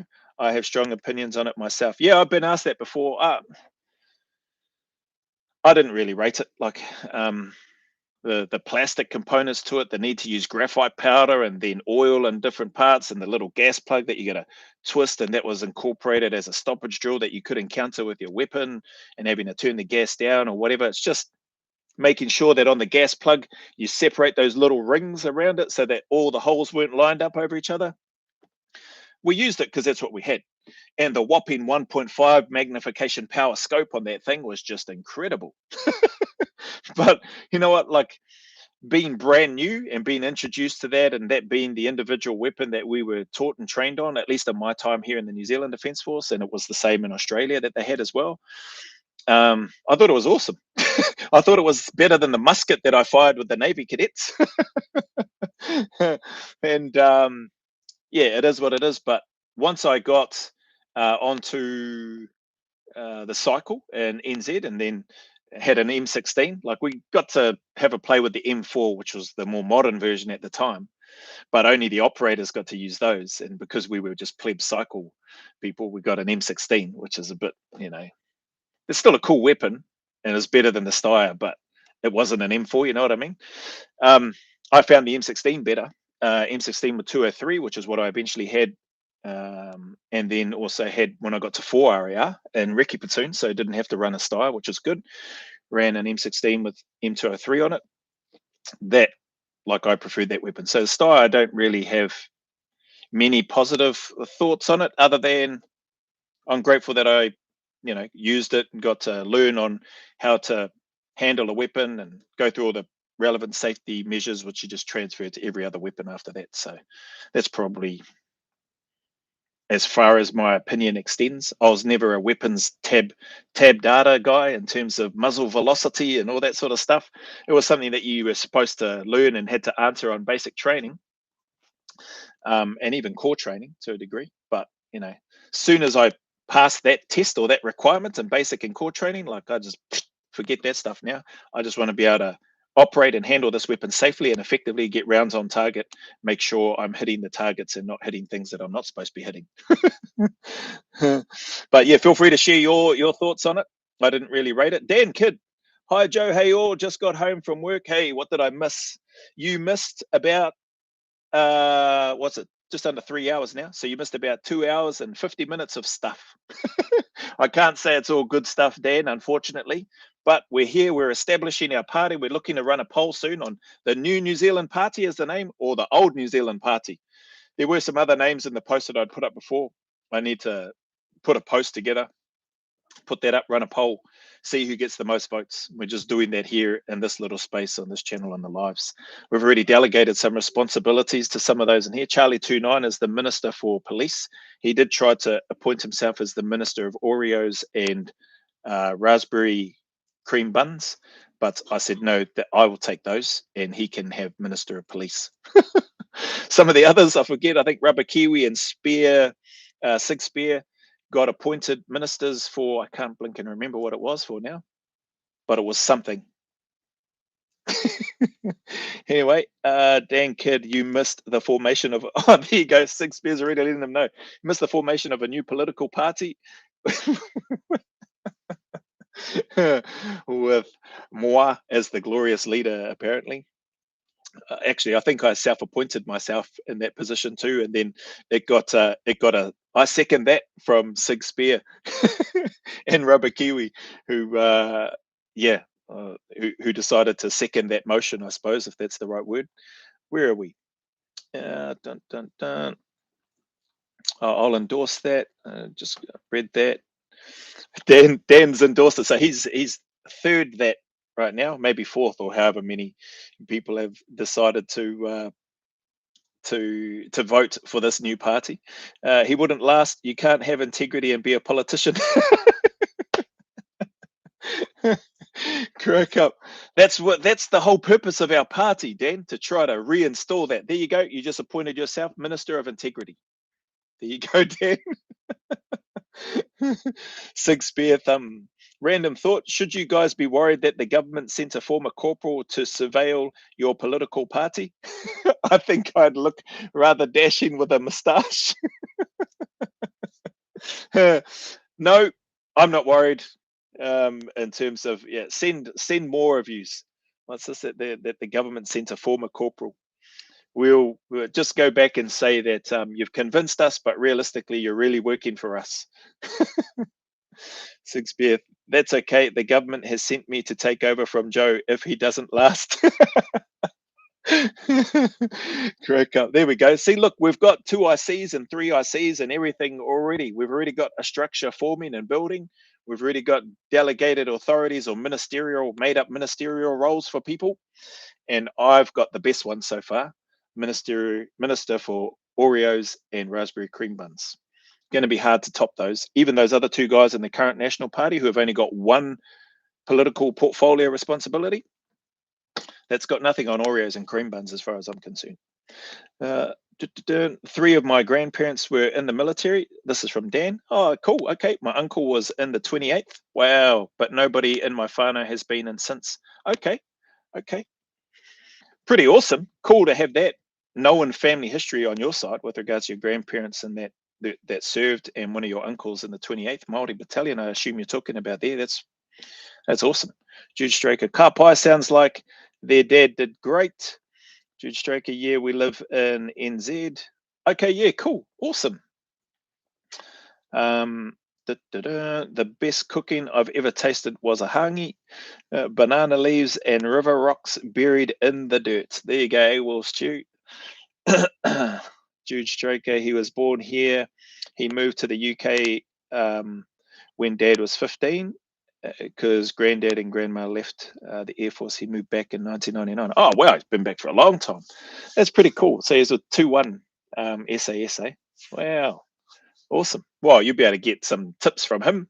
Like there'll be some, for a lot of things likely wouldn't have changed that much. Like even selection here in NZ from 98, hasn't really changed that much from what I understand. Some of the people that have gone on and done selection, and then I imagine it'll be pretty similar in Australia as well, even though they've got a combined selection these days with commandos and SASR. The principles and the values and what they're looking for, etc. A lot of the activities, even the breakup of the different phases of the selection over there will still be, I would imagine, would still be pretty similar and still probably have the same names. They're probably still singing the same songs and needing to sing the same songs. Was born here. What happens if your child joins the 2nd Battalion? Then they are no longer private Hōtai, they become private Tuiali'i. They take on their mother's maiden name.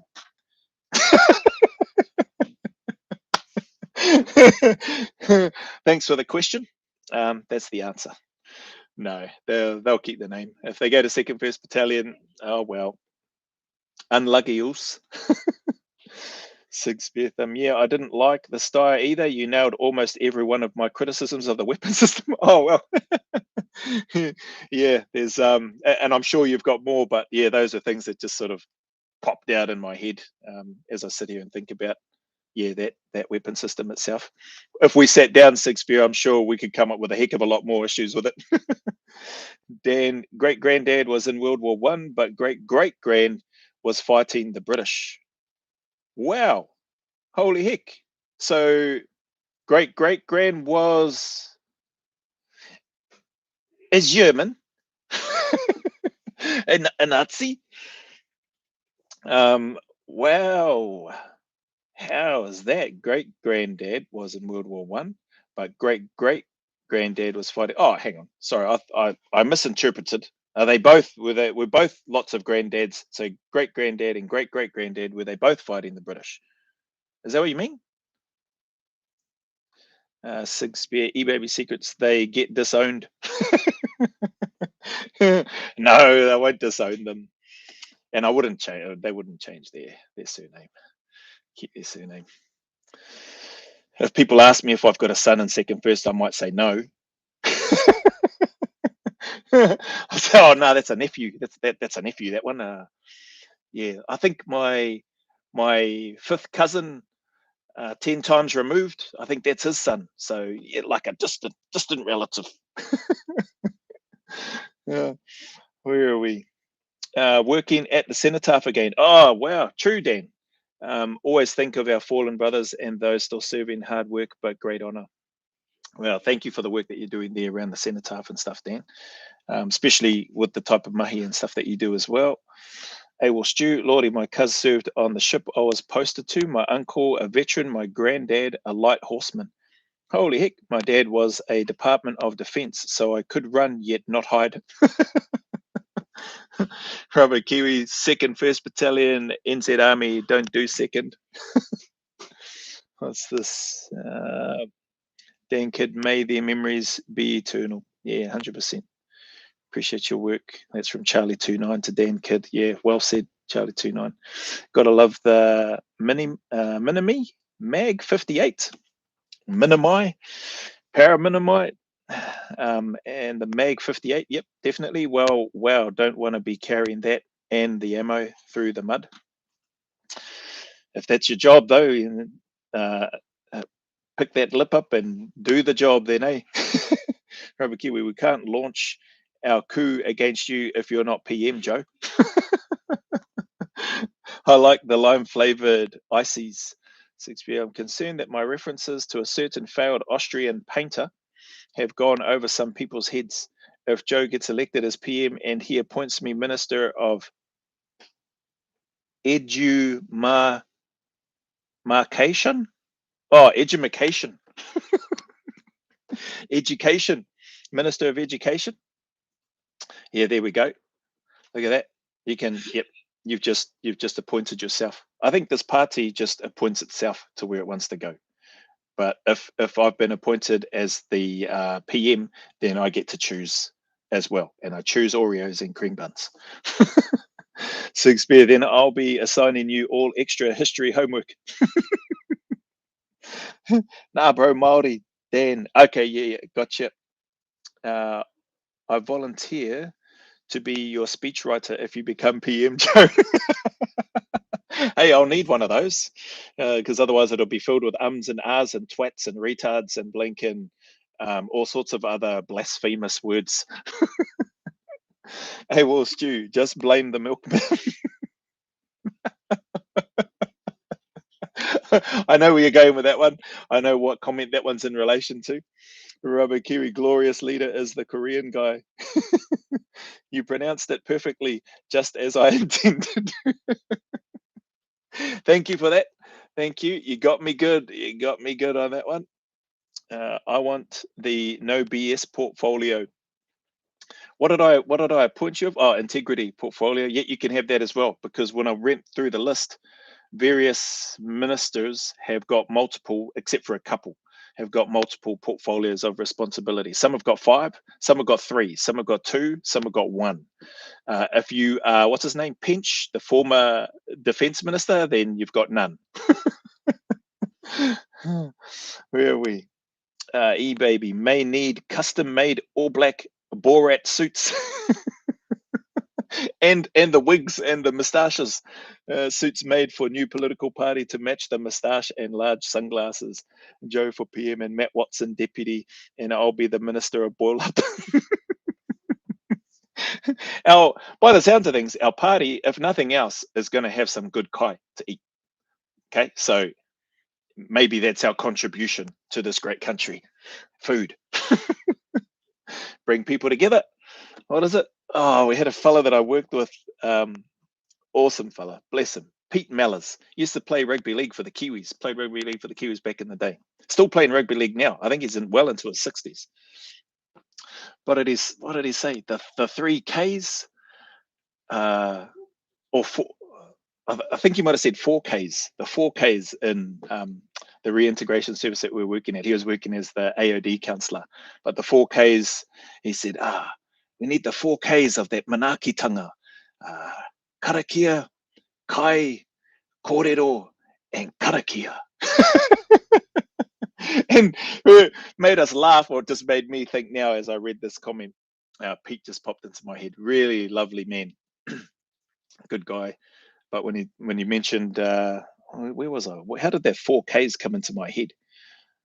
The Borat? No, it wasn't the Borat. Comment.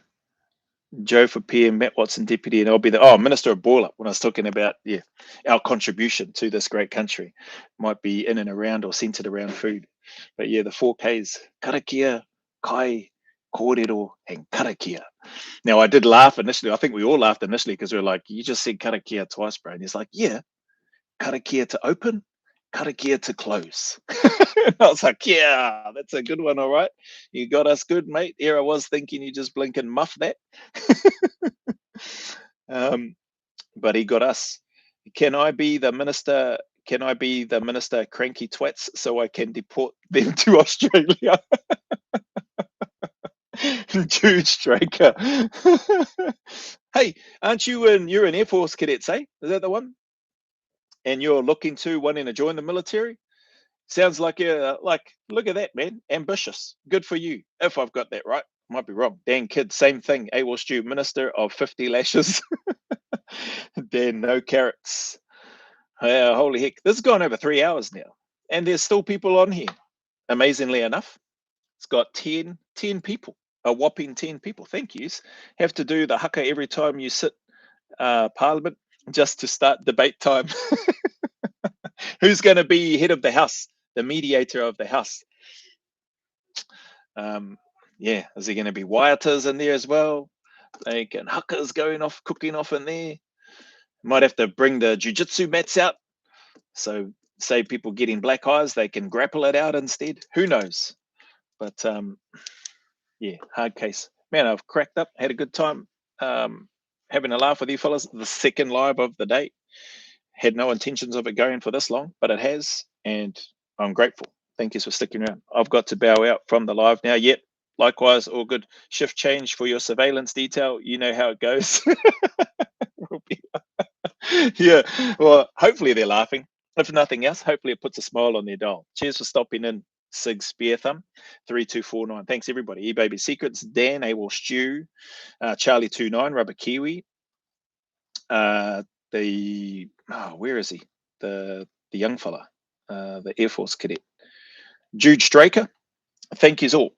We joke, but wouldn't it be great if we the people actually had a party? Yeah. Hey, look at that. We the people.